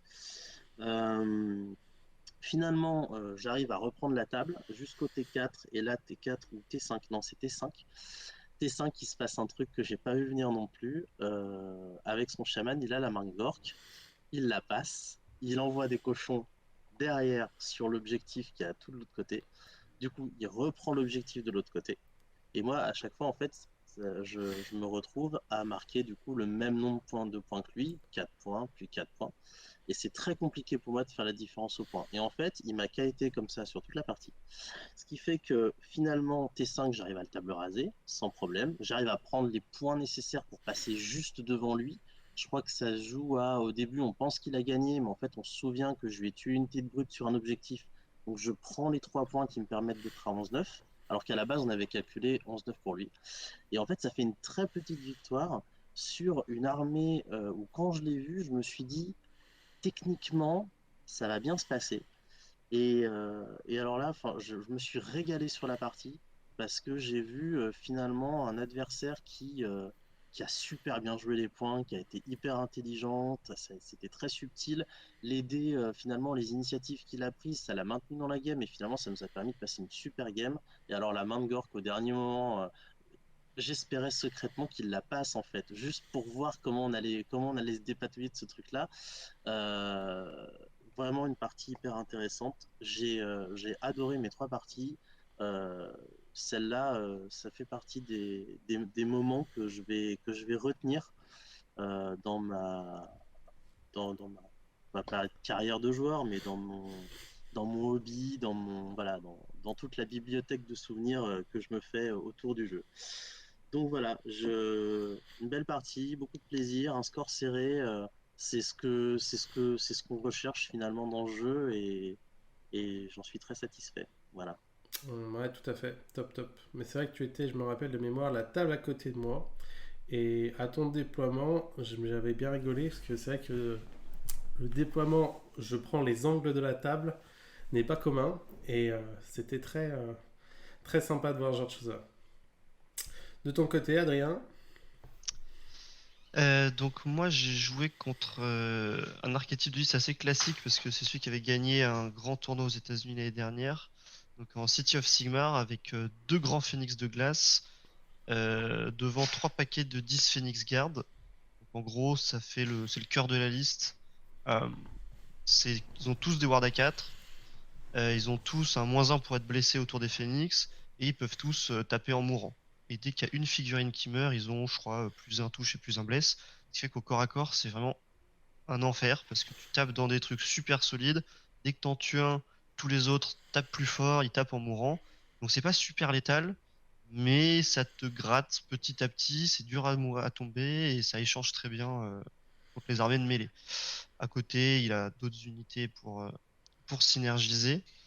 Euh, il a notamment un Hurricanum, un truc qui fait des BM à très longue distance et qui met des buffs autour de lui. Et deux assassins. C'est donc des petites figurines. C'est des petits héros qui peuvent poser où il veut à côté de ses unités au début d'une phase de combat. Et leur intérêt principal, c'est que tu les oublies. Et à un moment dans la partie, quand tu pensais reprendre un objectif ou que tu pensais faire un peel-in de folie ou autre, pac, il les pose là. Et ça te deny complètement ton plan de jeu. Ça peut potentiellement faire des trucs de fou.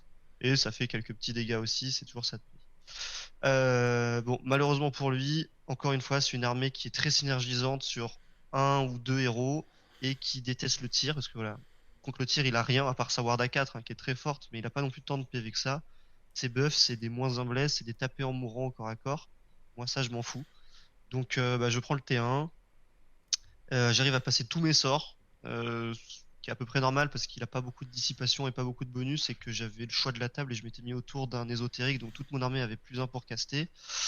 Et il y a d'autres trucs qui permettent dans ma liste aussi de renforcer un peu ma magie, donc je passe tous mes sorts, donc j'ai la létalité maximale, et du coup je lui tue un phénix de glace, donc son général, qui est très synergisant. Non, je lui tue pas, non, je tue l'Hurricanum, parce que il m'embête beaucoup parce qu'il peut sniper mes héros à longue distance, donc c'est vraiment lui que je voulais sortir. Mais c'est 10 ou 12 PV sans ward, donc je le sors avec un pack de 30 archers, il est mort. Et après, je mets tout sur un phénix et j'arrive presque à le tuer. Je crois que je laisse son général à 2 PV, ce qui est normal. Je comptais pas le tuer. Genre, je comptais lui faire un peu moins, mais bon, j'ai eu un peu de chance. Donc je lui mets beaucoup. Et j'étais très content de mon tour, hein. J'ai aussi mon Lord Seeker qui allait tuer une petite unité qui avait pris un flanc qui servait juste pour prendre un objectif. Donc voilà, je me suis dégagé un flanc grâce à mon Lord Seeker. Et voilà, je lui laisse le tour en sachant très bien que de toute façon, il peut pas me rentrer dedans parce qu'il bouge pas très vite. Au pire, il m'envoie ses phoenix tout seul, mais c'est pas très létal. Et avec tir de contre-charge plus mes dégâts au corps à corps, parce que mine de rien, je tape un peu, hein. Avec mes lanciers et mes archers, je fais quelques BM. Donc s'il vient, il risque de mourir. Donc voilà, je lui laisse le tour assez confiant.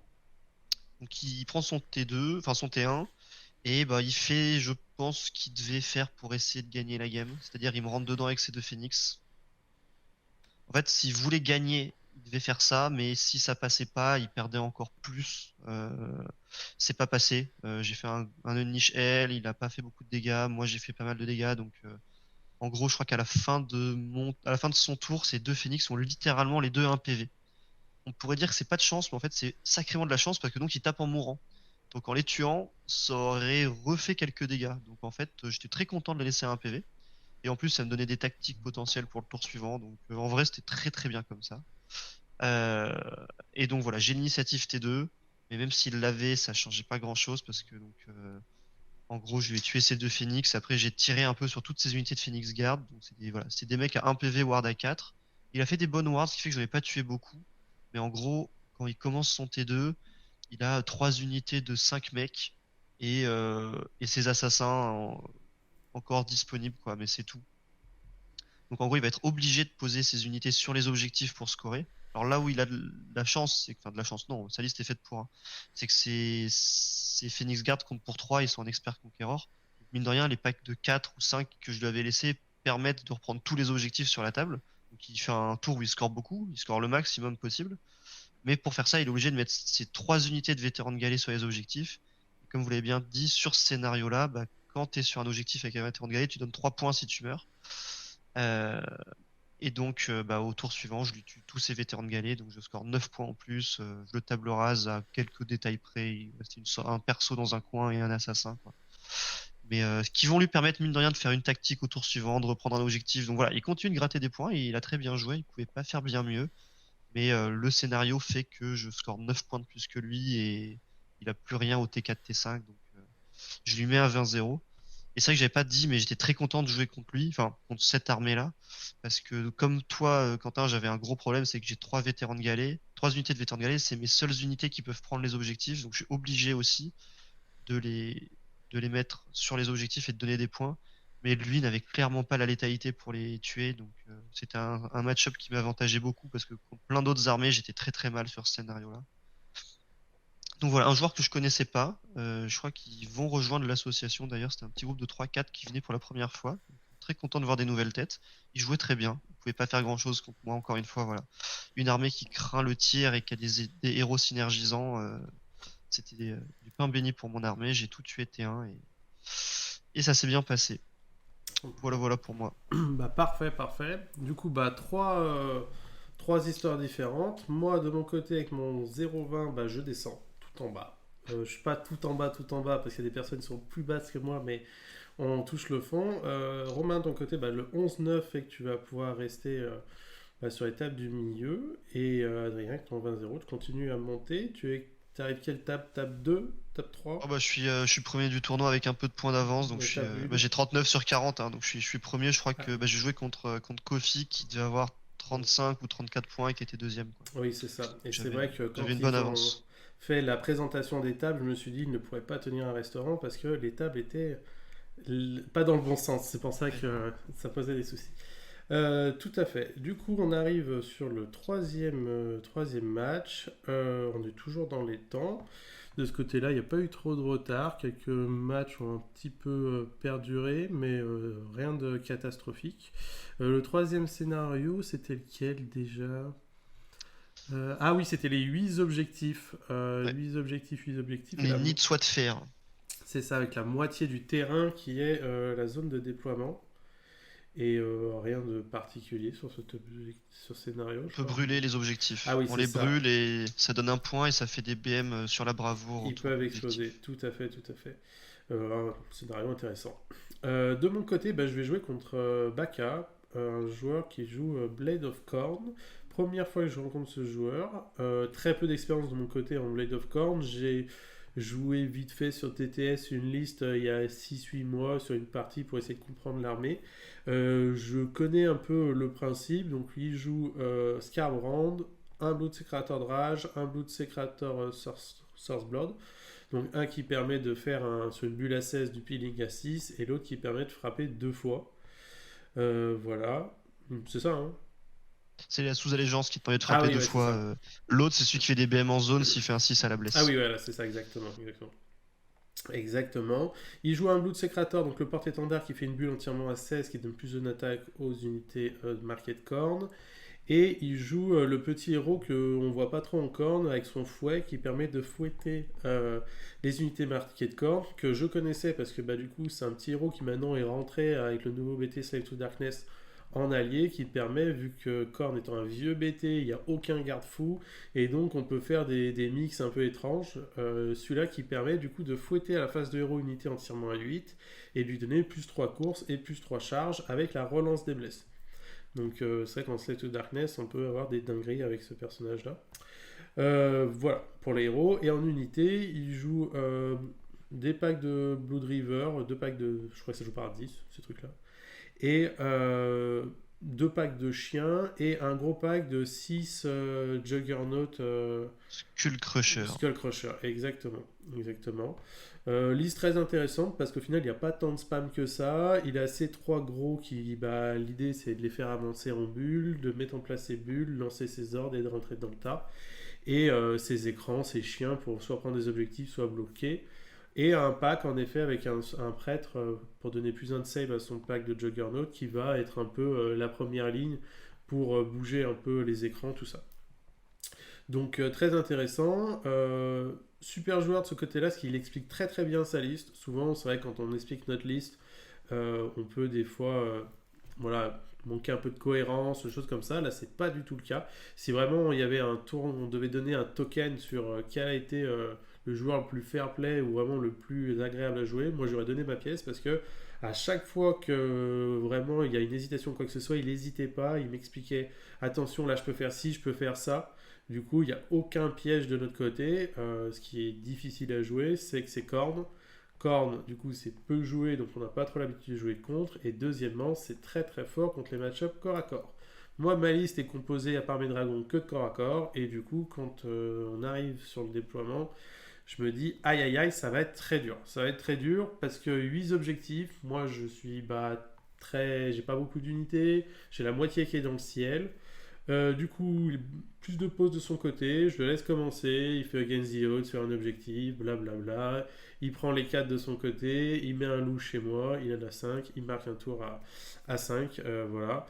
De mon côté, je vais réussir, entre guillemets, à m'avancer, prendre mes objectifs, je fais un tour à 4 parce que je peux pas récupérer l'objectif sur lequel il a son chien, parce que ça fait trop éclater ma bulle. Et à son tour 1, il m'a envoyé son pack de 6 Crushers sur un flanc où il va me détruire mon écran de Vindictor. Parce qu'il est chasseur de prime, une fois de plus, on rentre dans le même système. Moi, je paye des saves à 3, mais en fait, ça sert à rien de les payer parce que les chasseurs de prime, dégâts 2, du coup, ça explose. Donc, je paye mon point de commandement. Ils reviennent exactement au même endroit où ils étaient. Voilà, en écran.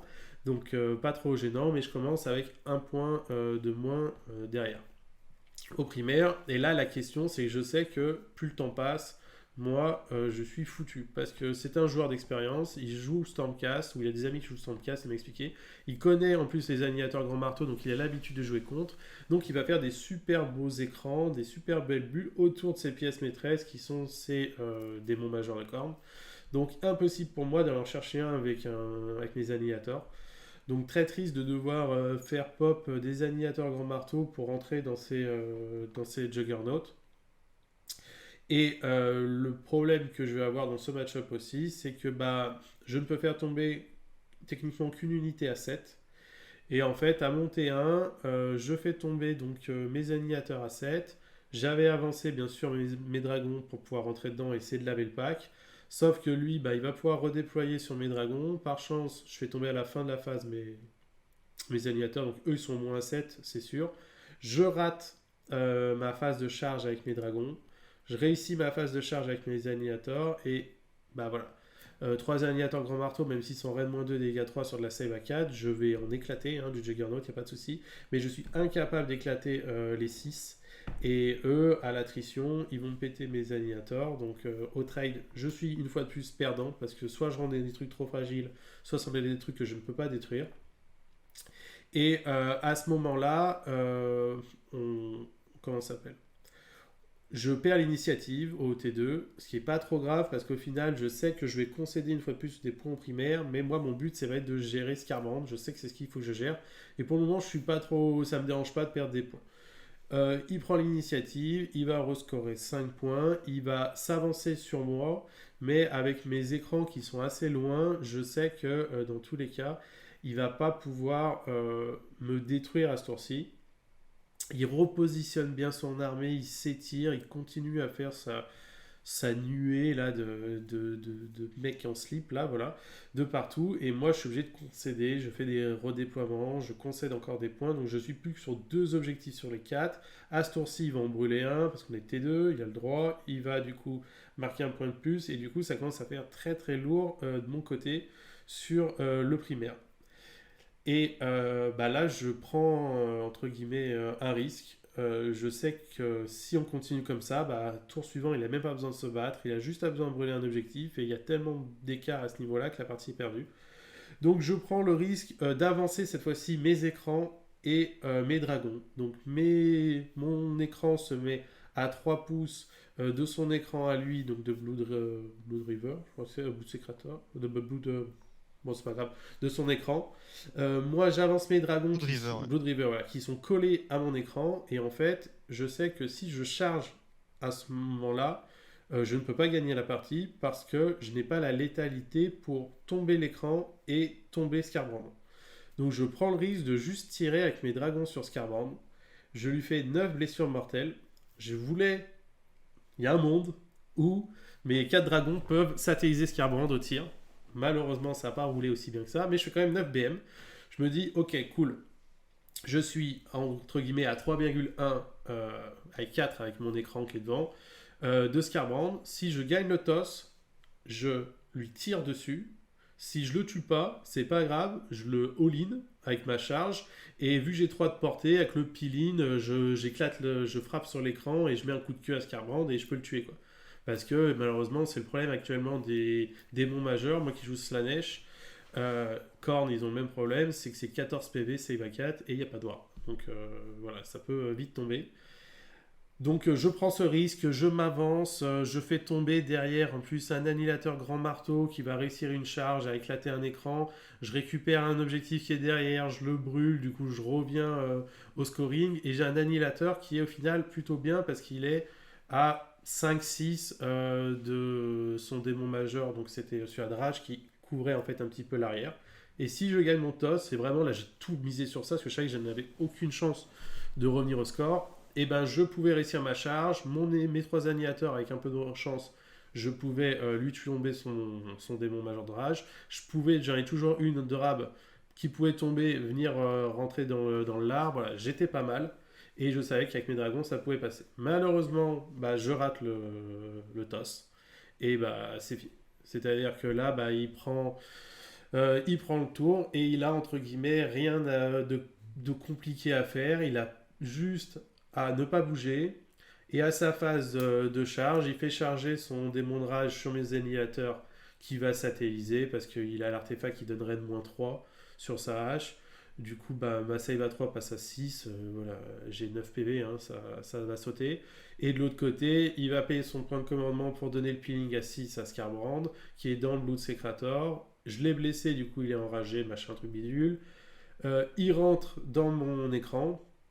Et en fait, il satellise mon écran. Il paye son point de commandement pour pouvoir frapper une deuxième fois. Et il rentre dans mes dragons et il satellise mes dragons. Mes 36 PV de dragons, il saute. Voilà.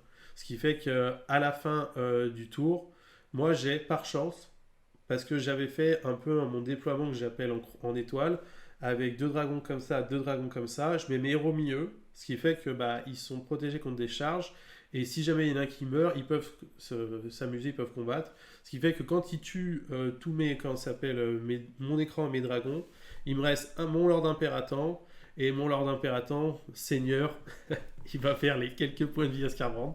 Ce qui fait qu'à son tour 3, je tue Skarbrand. Mais Skarbrand a fait ce qu'il fallait faire. Il a rasé tout ce qui me restait. Du coup, à mon T3 à moi, je vais jouer parce que je pars du principe qu'il faut jouer. Il y a toujours des trucs à gratter, à apprendre, machin. Donc je vais jouer mon tour 3. Mais mon tour 3, il me reste un héros avec juste mon pauvre mec avec son chien en heure de gloire. J'ai 3 annihilateurs qui sont au fin fond de la pampa, qui ont éclaté son prêtre, mais voilà, qui vont rien faire de plus. Et ce tour-là, je dois marquer peut-être un point. Ah non, non, je suis sûr, je tombe sur le truc du fond, donc je le brûle, donc un point, plus le truc 2 points, 3 points, voilà. Mais vraiment, j'ai tellement de retard. Et je me dis, allez, si je gagne le toss, il y a un monde où je peux m'avancer, peut-être récupérer un autre point, brûler, je désengage mon héros, et je peux peut-être essayer une fois de plus de faire le jeu de la chasse à la souris. Je repère le toss, sans j'en ai gagné qu'un seul sur 15, donc c'est bien vu. Et là, c'est fini, il me rentre dedans, et T3, T4, j'ai plus d'armée. Et on fait le calcul, hein, c'est vite vu. Il remarque encore 5 points, plus 6 parce qu'il rebrûle. Au tour d'après, il remarque encore 5 points, plus 6 parce qu'il rebrûle. Et on arrive sur un 20-0. Je sais même pas combien il y avait à la fin sur le différentiel. J'ai essayé de limiter un maximum les trucs. Je marque 10 points en tout et lui, il en marque 29. Donc voilà, ça fait un très beau 20-0.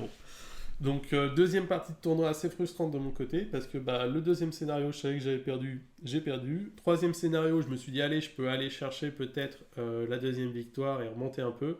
Malheureusement, le scénario m'allait pas trop mal. J'étais pas le boss parce que je suis très lent et je suis en château, mais contre un autre adversaire, ça aurait pu vraiment bien s'amuser. Et là, bah, quand on base tout son plan de jeu sur un jet de dés, bah, quand ça passe pas, ça passe pas. Donc là, c'est ce qui s'est passé. Mais vraiment top partie sur mon adversaire, comme je vous disais à chaque fois. Il disait attention, là je peux activer, si tu t'avances, je peux faire ci, je peux faire ça. Ce qui fait qu'il n'y avait aucun piège. Le seul piège qu'il y avait, c'était moi et mon cerveau, entre guillemets. Parce que plus on a de choix à faire, plus on peut tromper dans ses choix, faire les mauvais. Et quand tout est expliqué, bah, on n'a pas la frustration de se dire ah, je me suis fait avoir parce que il m'avait dit qu'il pouvait faire ça en phase. Oh, il y a une demi-heure, trois quarts d'heure, une heure et demie, j'ai oublié. Non, non, vraiment top. Donc voilà. Et toi, Romain, de ton côté alors? Et ben, de mon côté, on continue dans les trucs qui se passent jamais comme prévu. J'adore, j'ai trop adoré ce tournoi. Euh, bon, la round 3, c'était censé être mon scénario parce que je suis Nightone, parce que j'ai un Black Coach, parce que j'ai 3 unités de X-Waves qui peuvent se balader sur toute la carte. Donc je l'attendais avec impatience. Et là, on me donne mon adversaire. Donc c'est Nightbring. Pour ceux qui connaissent, un excellent joueur sous le Black Gravelord qui joue beaucoup de piétaille en fait. Et donc du sous blight avec des tombes, beaucoup de piétaille, donc beaucoup de triangulation pour empêcher les FEP. En plus, par un joueur d'Es qui sait très bien gérer les FEP, parce que lui-même fait FEP ses unités des tombes. J'étais un peu déçu voilà, de ce match-up parce que je savais que je ne pourrais pas utiliser toute la palette de mon armée. Et en plus, pour ceux qui ne connaissent pas ce joueur, c'est un excellent joueur sous Blight. Donc quand vous tombez contre un adversaire qui a une telle maîtrise de son armée, de son BT, vous vous dites que ça va mal se passer pour vous, d'autant plus que moi je suis venu avec un truc un peu Noël, quoi. Mais bon, je prends la partie parce que on teste, hein, on va jusqu'au bout. Et avec vraiment le but pour moi, c'était de coller au score le plus possible et de ne pas prendre 20-0. Voilà. Entre 15-5 et 20-0, j'étais pas content. Entre 11-9 et 14-6, ça allait. Bon, il se passe ce qui doit se passer. T1, T2, T3, on va faire très simple. En gros, moi, j'essaie de me déployer sur un peu toute la table, mais j'ai pas beaucoup d'unités et lui il en a beaucoup. Ce qui fait qu'en fait, son plan de jeu est assez simple. Il joue en Legion of Night. Il a des Blue Knights, donc qui sont les vampires à cheval qui tapent plutôt correctement et qui tankent plutôt très bien, qui peuvent arriver en FEP par un bord de table.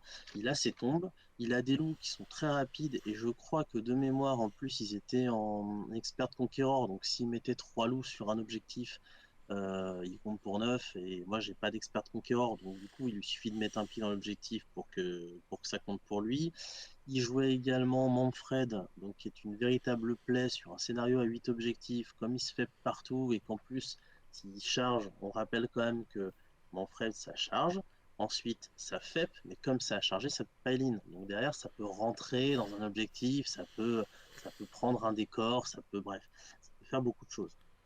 C'est vraiment une figurine très plaisante à jouer et à affronter aussi. Donc voilà, il avait une nuée alors il avait quelques squelettes, je sais plus, 2x10, et quelques unités de zombies également, pour faire des écrans pour sa Death Star, qui en fait étaient ses gardes des cryptes. En fait, pour avoir déjà affronté plusieurs fois cet adversaire, il garde toujours ses gardes des cryptes un petit peu au chaud, derrière un, deux, voire trois écrans quand il a l'occasion ou quand il veut vraiment se protéger. Il les fait sortir au bon moment et en général, quand les cartes des cryptes sortent, c'est que la partie est terminée, quoi. C'est vraiment le moment où votre dispositif saute et c'est fini. Et c'est ce moment que je voulais retarder le plus possible. Donc, T1, T2, il me tenaille avec ses loups et Manfred d'un côté, et avec ses Blood Knight et une unité de zombies de l'autre. Donc, moi, je peux pas trop. Donc, il prend mes objectifs à moi. Moi, je peux pas sortir de mon camp parce qu'il y a des écrans partout. Donc, mon Black Coach ne peut pas se TP. J'ai rien mis en fait parce que je sais que de toute façon, je peux pas me permettre d'avoir de la FEP qui pourra pas atterrir au bon endroit parce qu'il va m'en empêcher. Donc, j'ai tout sur le champ de bataille. Et sa tenaille fonctionne, je perds une unité de X-Waves sur mon flanc droit, j'en perds presque une autre sur mon flanc gauche, et finalement je mets à peu près 3 tours à me débarrasser des loups d'un côté, des BK et des zombies de l'autre, ce qui fait qu'en fait pendant 3 tours, lui non seulement il marque plus que moi, il marque ses 5 points à chaque fois parce qu'il a plus d'objectifs, moi je suis contraint de marquer 4, donc il prend des points, mais en plus comme il me brûle mes 2 objectifs latéraux, il prend à chaque fois 2 points en plus. Et en plus, derrière, il met ces nuées de zombies sont chez moi et ce sont des vétérans de galets, donc il marque la tactique de bataille qui dit qu'il faut avoir 2 unités chez soi et que si c'est des galets, c'est +1. Donc cette tactique-là, elle la marque un +1. Donc on arrive au tour 3 avec un différentiel de points où je bois la tasse. Je bois vraiment la tasse. Et ça se passe très très très très mal. Et je sais côté 4, je vais avoir les gardes des cryptes sur le rable. Donc ce qui se passe en fait, c'est que j'ai mon unité que j'ai réussi à préserver en centrale, c'est mon unité de Bladegeist qui ont nettoyé un petit peu les Blood Knight qui sont arrivés sur ce côté et qui se sont un peu repositionnés au centre. Je leur mets un Shade Mist, donc ils ont -1 pour être blessés. Je leur mets comment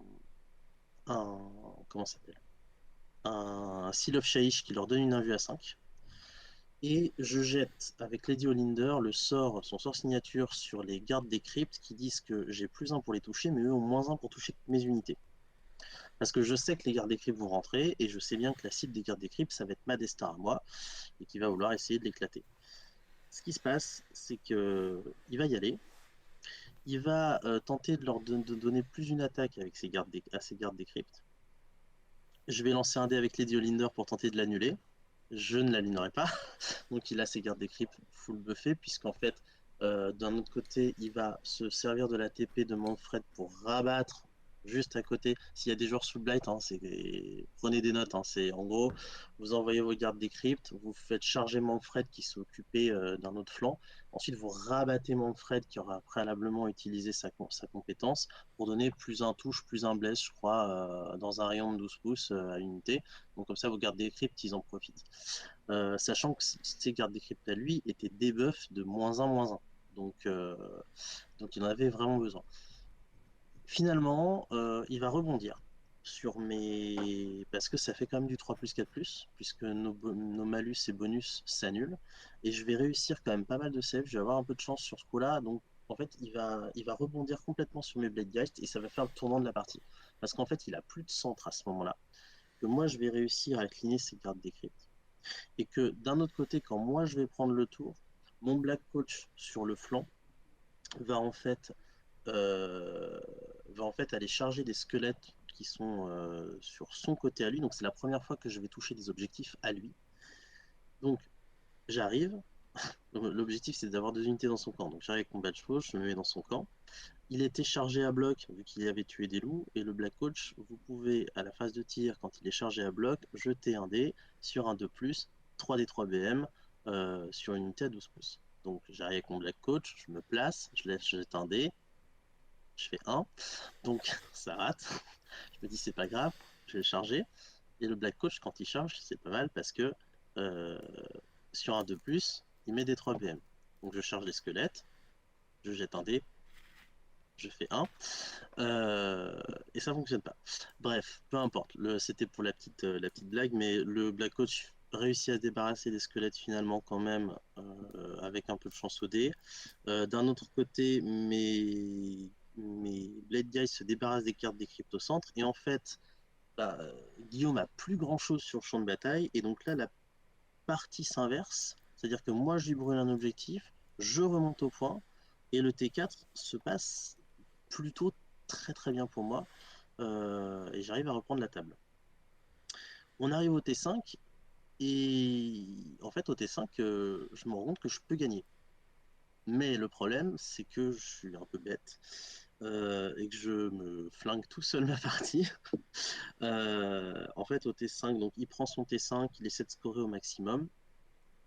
Et moi, à mon T5, je décide de prendre le contrôle d'un. Alors oui, ça, prenez des notes aussi, à pas faire. De prendre le contrôle d'un décor dans son camp, qui est sur son, sur un objectif à lui. Euh, donc j'avance mes Blade Geist, je charge, je, je me sers d'une unité qui est sur cet objectif pour charger, donc pour prendre à la fois contrôle de l'objectif et du décor, crois-je faire, puisqu'en fait on ne peut pas prendre, c'est au choix, c'est soit vous prenez en contrôle le décor, soit vous prenez le contrôle de l'objectif. En fait, moi je me voyais déjà marquer 6 points, repasser en tête et gagner la game, puisque dans le même temps, ce que j'avais fait, c'est que lui, son objectif, c'est de contrôler toutes ses tombes. Donc j'ai bien nettoyé tous les zombies qu'il avait mis autour de 2 tombes, puisqu'il en a besoin d'en contrôler plus que moi. Donc si on en contrôle à égalité, c'est OK pour moi. Donc j'avais bien tout nettoyé, j'avais repris un peu la table, et j'avais fait ce truc-là de mettre mes Blade Geist à la fois à un pouce du centre de l'objectif pour pouvoir le brûler et en prendre le contrôle, et pas loin du décor, dans les 3 pouces, pour pouvoir prendre le contrôle du décor. J'ai fait cette erreur, ce qui fait qu'en fait je me retrouve de gagner la partie à égalité, et je fais une deuxième erreur, c'est-à-dire que je ne bouge pas assez bien la tombe que je reprends par mes pilings, et je pensais que si on était à peu près sur une tombe, c'était OK, on pouvait pas revenir, mais en fait il revient à plus de 9, entièrement à 12, et en fait j'ai mal couvert ce 12 pouces là, et j'aurais dû faire des mesures, c'était la fin de la journée. Ce qui fait qu'en fait, je passe après de égal à défaite parce qu'il jette un dé sur un 5+. Il va réussir à mettre un pied dans un objectif à moi en faisant revenir l'unité sur un 5+. Ce qui fait que derrière, je passe ça, je crois, on finit, j'ai 24, il a 25, ou j'ai 25, il a 26. Et du coup, c'est là que je passe de je suis content, même si je vais faire mieux au tableau parce que j'ai pas marqué beaucoup de points, je vais faire 3-0 avec une liste complètement improbable, donc j'étais assez fier de moi, ah oui, oublie pas que t'es un peu bête et que tu te flingues tes parties tout seul. Donc voilà, ce 5 plus arrive, il arrive à mettre un pied dans l'objectif, du coup il gagne. Bon après, c'est en soi, le joueur en face est objectivement meilleur que moi, donc il y a c'est pas un 5+, c'est pas un vol, c'est pas quoi que ce soit. Euh, c'est juste que bon, ça m'apprendra, et j'ai beaucoup appris de cette partie parce qu'en fait, j'ai fait ces petites micro-erreurs-là. Quand on les cumule, on passe de possible victoire à égal, possible égal à défaite. Alors que mon adversaire, lui, n'a fait aucune erreur, et que du coup, bah, fatalement, et c'est ce que j'ai envie de croire quand je parle d'AOS, c'est que c'est celui qui fait, au-delà du différentiel de liste, c'est aussi celui qui fait le moins d'erreurs qui gagne. Et c'est vraiment assez stimulant de voir aussi le jeu comme ça. Euh, Prenez un temps à la fin d'un tournoi, comptez vos erreurs, regardez les erreurs que vous avez faites, dites-vous que vous ne ferez jamais les mêmes 2 fois, et je pense que c'est comme ça qu'on progresse. En tout cas, belle partie contre un joueur que je connais, que j'ai déjà affronté plusieurs fois, donc toujours très agréable à affronter, et, euh, et très instructif à regarder jouer aussi, surtout. Donc très content de cette partie et très content du tournoi en global. Voilà. Bah top top, hein. De toute façon c'est vrai que c'est toujours ce genre d'affrontement qui voilà, sont les plus difficiles quand on est soit le dimanche sur une 5e partie ou là sur une 3e partie où on se rend compte des erreurs qu'on peut commettre facilement et notamment sur des listes ou des matchs qui sont très, on va dire, qui peuvent se jouer dans les détails comme tu as pu à jouer, qui peuvent polariser des parties complètement. C'est vrai que quand on joue des listes d'armées des fois qui sont faites d'une manière où dans l'écriture c'est très simple, c'est très monobloc, j'ai une chose à faire, il faut que je le fasse. L'adversaire a plus facilement la possibilité de lire le plan de jeu et du coup d'ouvrir des listes un peu plus on va dire, à la micro-gestion et pas à la macro, avec la fatigue, ça change pas mal de choses. Et de ton côté, Adrien, alors? Alors, bah moi, du coup, je me retrouve dans ce qu'on appelle en généal dans ces tournois la finale, même si ça ne veut pas dire que si on la gagne, on gagne, hein, parce que, comme tu l'as bien dit, c'est pas parce qu'on gagne 3 parties qu'on gagne forcément, c'est celui qui a le plus de points au total, dans notre système en tout cas. Donc, si tous les deux on faisait une petite égale et que les gens derrière nous faisaient un gros score, ils passaient devant nous, mais voilà. On se retrouve en ce qu'on appelle en finale. Moi, je crois que si je fais 16 ou 15-5, je suis sûr de gagner le tournoi parce que j'ai quand même un peu d'avance. Mais bon, je joue la partie sans prendre compte de ça.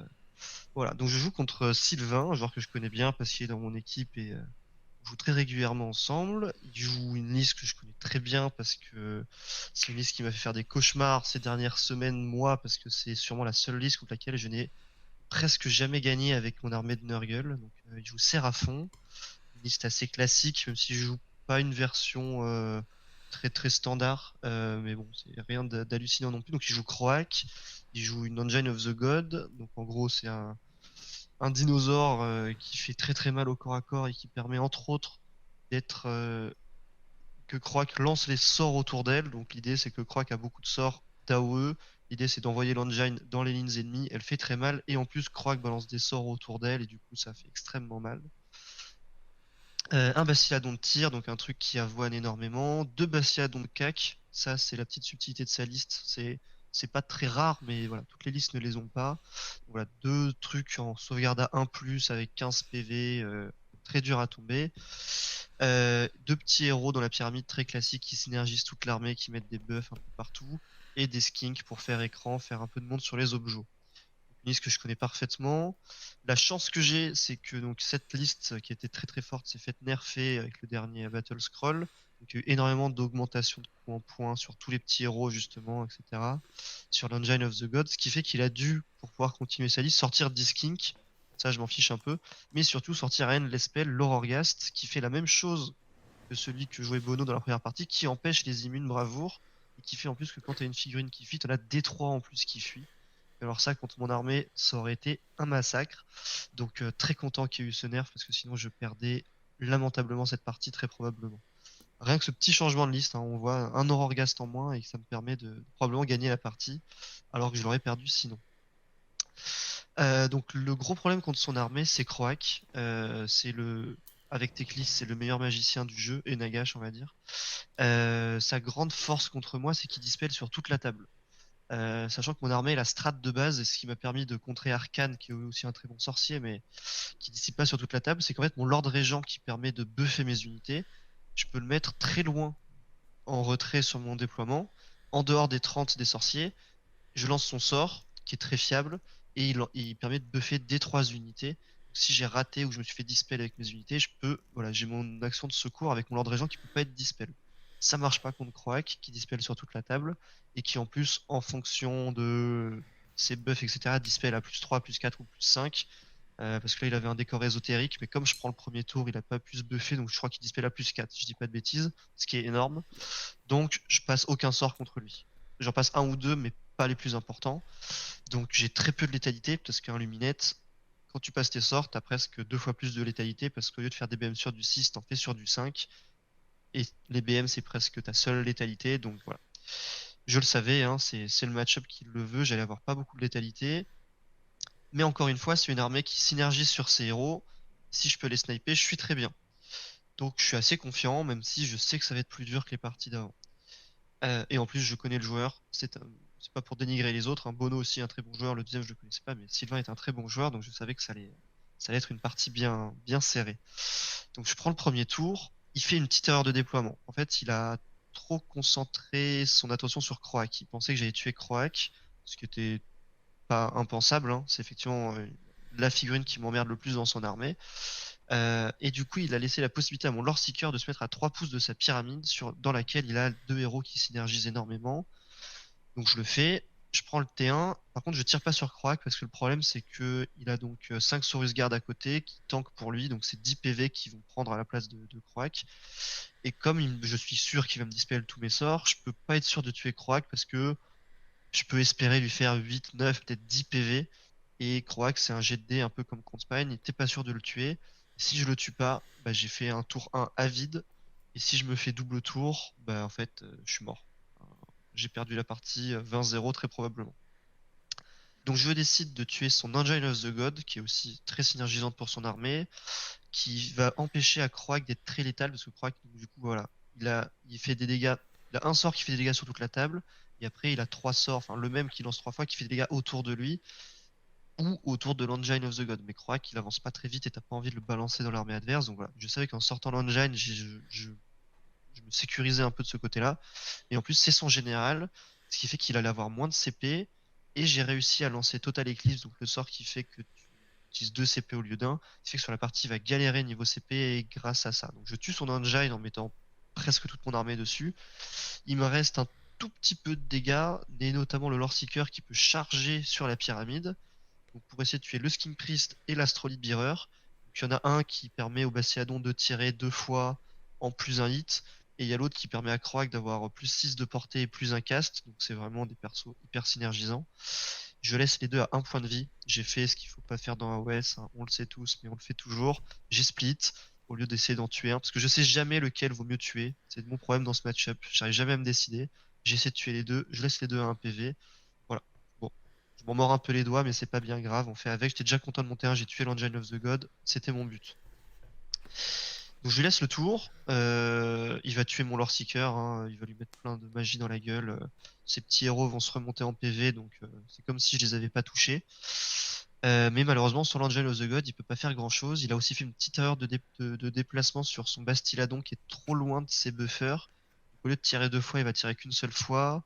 Donc il va pas me faire grand chose sur son terrain. Quelques dégâts par-ci par-là avec Kroak, mais pas grand chose. Et en gros, voilà, il va se passer le T2, le T3, le T4. Dans le T2, le T3 et le début du T4, où on n'a pas de double, il a pas de double tour. Et on va en gros s'échanger un petit peu des banalités. Il va me faire des dégâts sur mes archers en m'en tuant 3, 4, 5 dans chaque pack à chaque tour avec le Croak. Et moi, je vais lui tomber en gros un Bastiladon au T2, un autre Bastiladon au T3. Ces héros, par contre, les héros buffers, je les ai satellisés au T2. J'ai mis tous mes archers dedans, voilà, pour être tranquille. Et niveau scoring, on prend pas d'envol parce qu'on est deux armées très statiques qui tirent de loin. Lui, il a vraiment que l'engine qui a tendance à foncer. Moi, j'ai rien qui va chez l'adversaire, donc on crame pas d'objectifs, on s'enlève nos ressources, on fait nos tactiques tranquillement. Je prends un petit peu d'avance quand même au scoring, mais pas grand chose. Et tout va jouer en fait sur le T4, T5, où on a tous les deux plus grand chose. Moi, j'ai complètement enfoncé son flanc droit. Il a plus rien. Et lui, il lui reste Croak et des Skinks sur mon flanc gauche, où il me reste, on va dire, 2 packs d'archers qui sont pas très en forme. Il doit me rester 10 et peut-être 15 dans le pack de 30. Et tout va se jouer sur qui va cramer des objectifs, qui va réussir à faire des tactiques avec ce qui nous reste. Ça va jouer sur des petits moves, des peelings, des trucs comme ça.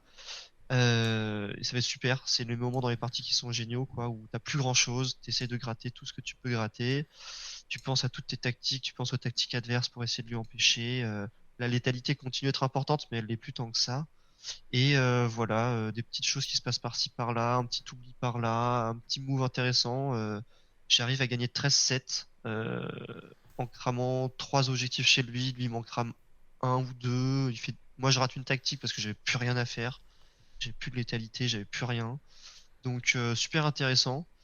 Mais encore une fois, voilà. Tout ce qui a changé, c'est le fait qu'il n'y ait pas l'Aurorgas dans sa liste parce que chaque tour Croak me tue 3 figues dans chaque unité. J'ai une bravoure de 5 et je dois faire un test dans chaque unité. Et s'il y a l'Aurorgas, bah, je peux pas les immune. Et au lieu d'en perdre 2 ou 3, j'en perds 4 ou 5 plus D3 quoi. Et je peux pas immuniser un de mes packs. Et du coup, bah, ça aurait été une catastrophe. J'aurais plus d'archers au T3 quoi. Donc, voilà, une partie qui s'est jouée jusqu'au bout, qui s'est jouée au point près. Donc je gagne 13-7. Ce qui fait que je suis pas sûr de gagner le tournoi. Je dois attendre le résultat des parties des tables 2 et 3. Il y en a une qui était déjà finie. Je crois que ça m'a arrangé le scoring, donc j'étais tranquille. Il restait une table où si un des mecs mettait 18, 19 ou 20, il gagnait le tournoi. Et heureusement, je crois que même il fait un petit score ou même il perd. Donc je finis premier avec un petit peu d'avance.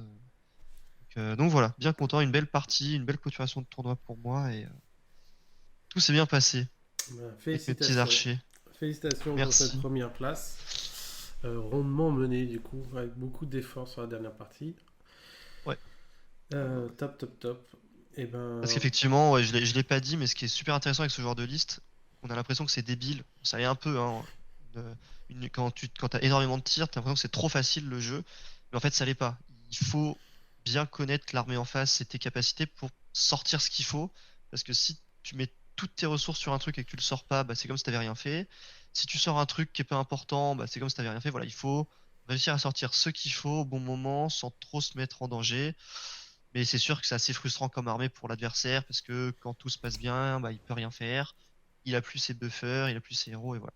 Mais sur la dernière partie notamment où le mec, où Sylvain a énormément de ressources importantes et où moi j'ai peu de dégâts à cause de Croak, voilà, c'était vraiment essentiel de savoir ce que je pouvais sortir avec ce que j'avais, ce qui était le plus intéressant à sortir, quand et en effet.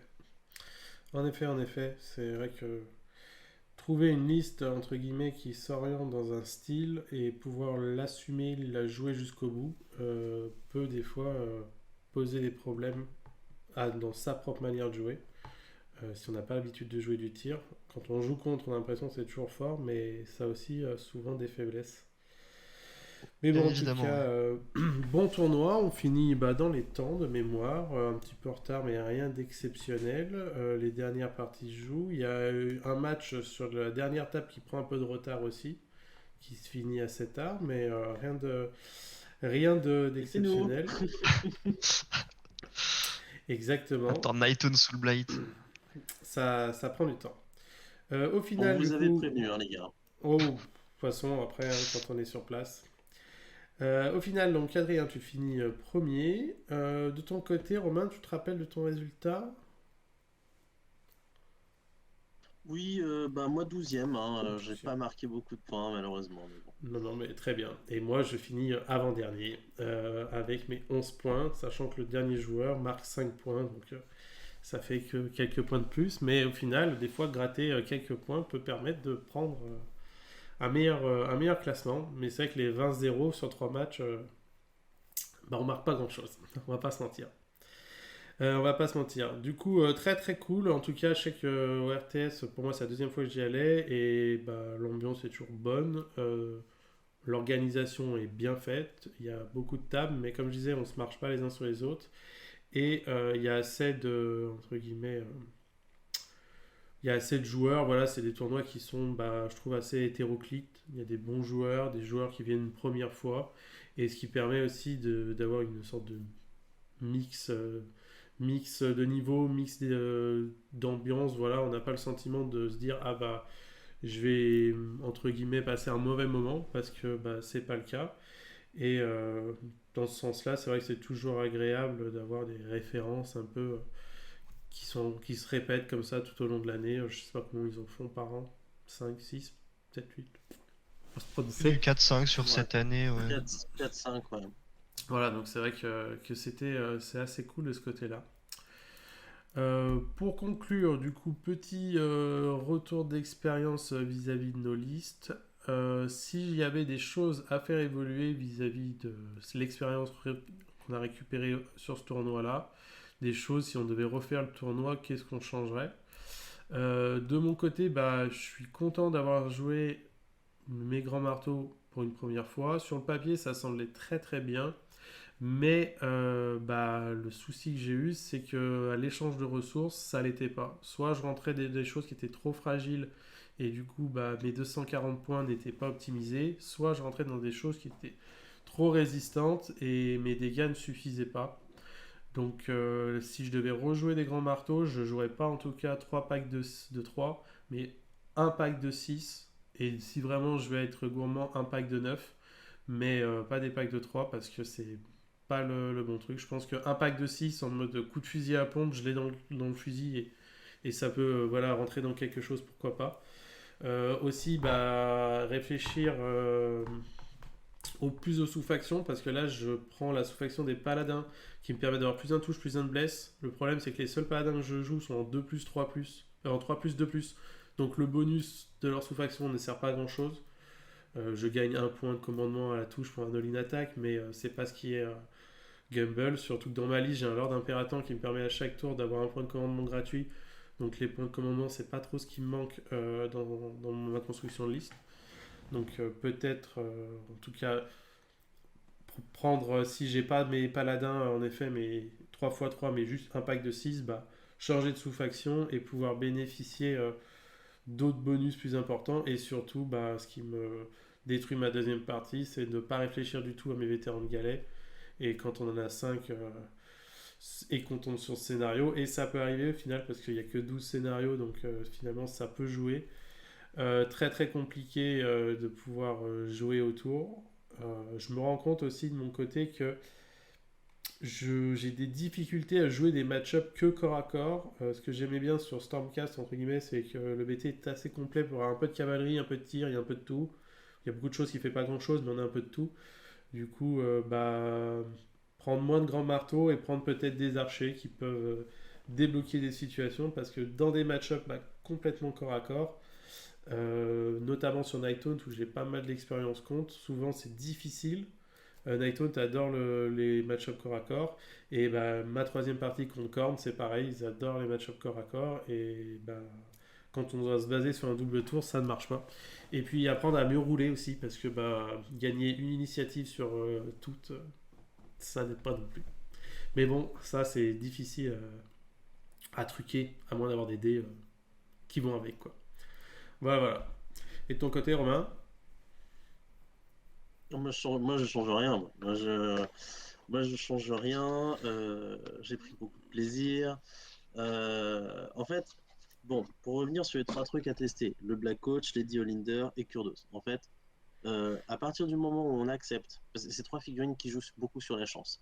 Lady Olinder, vous foirez tous vos 4 plus invus, bah, elles tombent.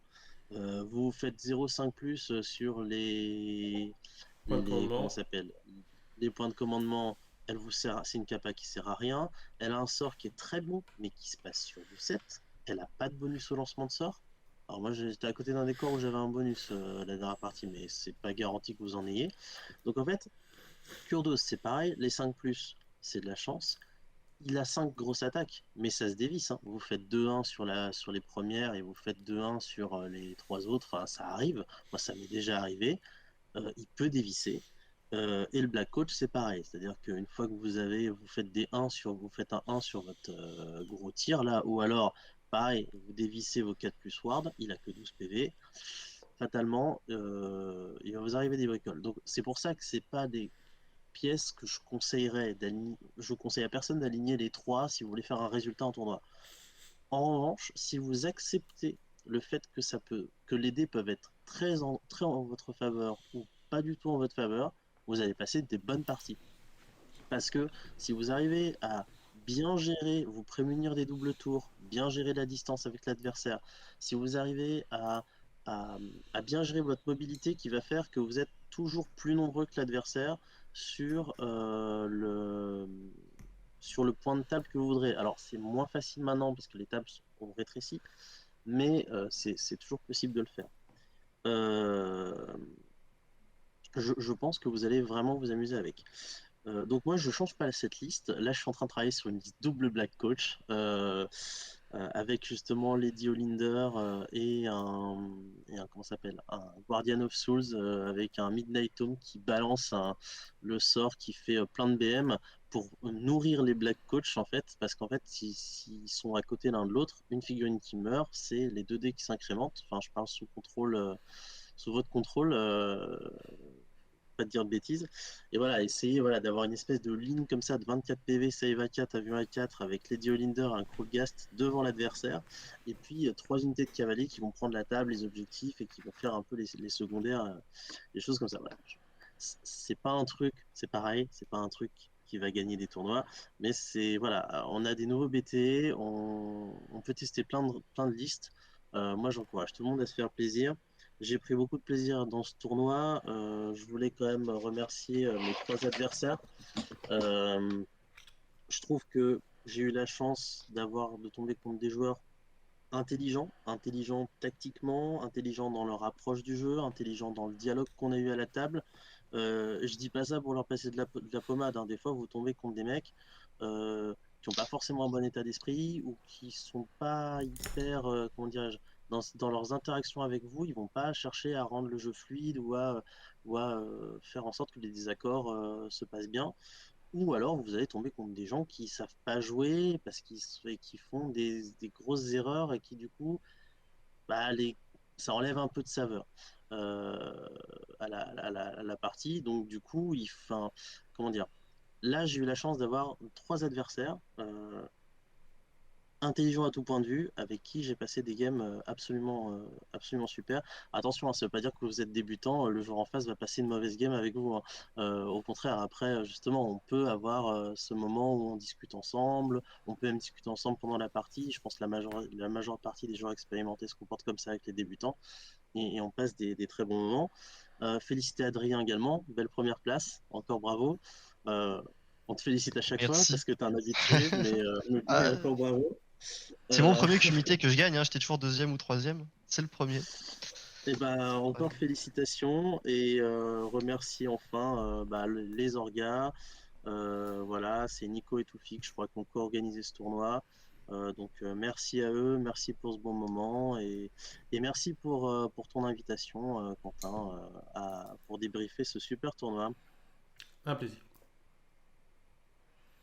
Et du coup, Moi, dernier, ouais. c'est ce que Moi, je j'allais vais dire. commencer par les mêmes remerciements parce que sinon je les oublie à la fin. L'organisation, toi pour l'invitation. Merci beaucoup. Comme ça, c'est fait. Et je vais pouvoir parler de ma liste et de mes adversaires et un peu du tournoi.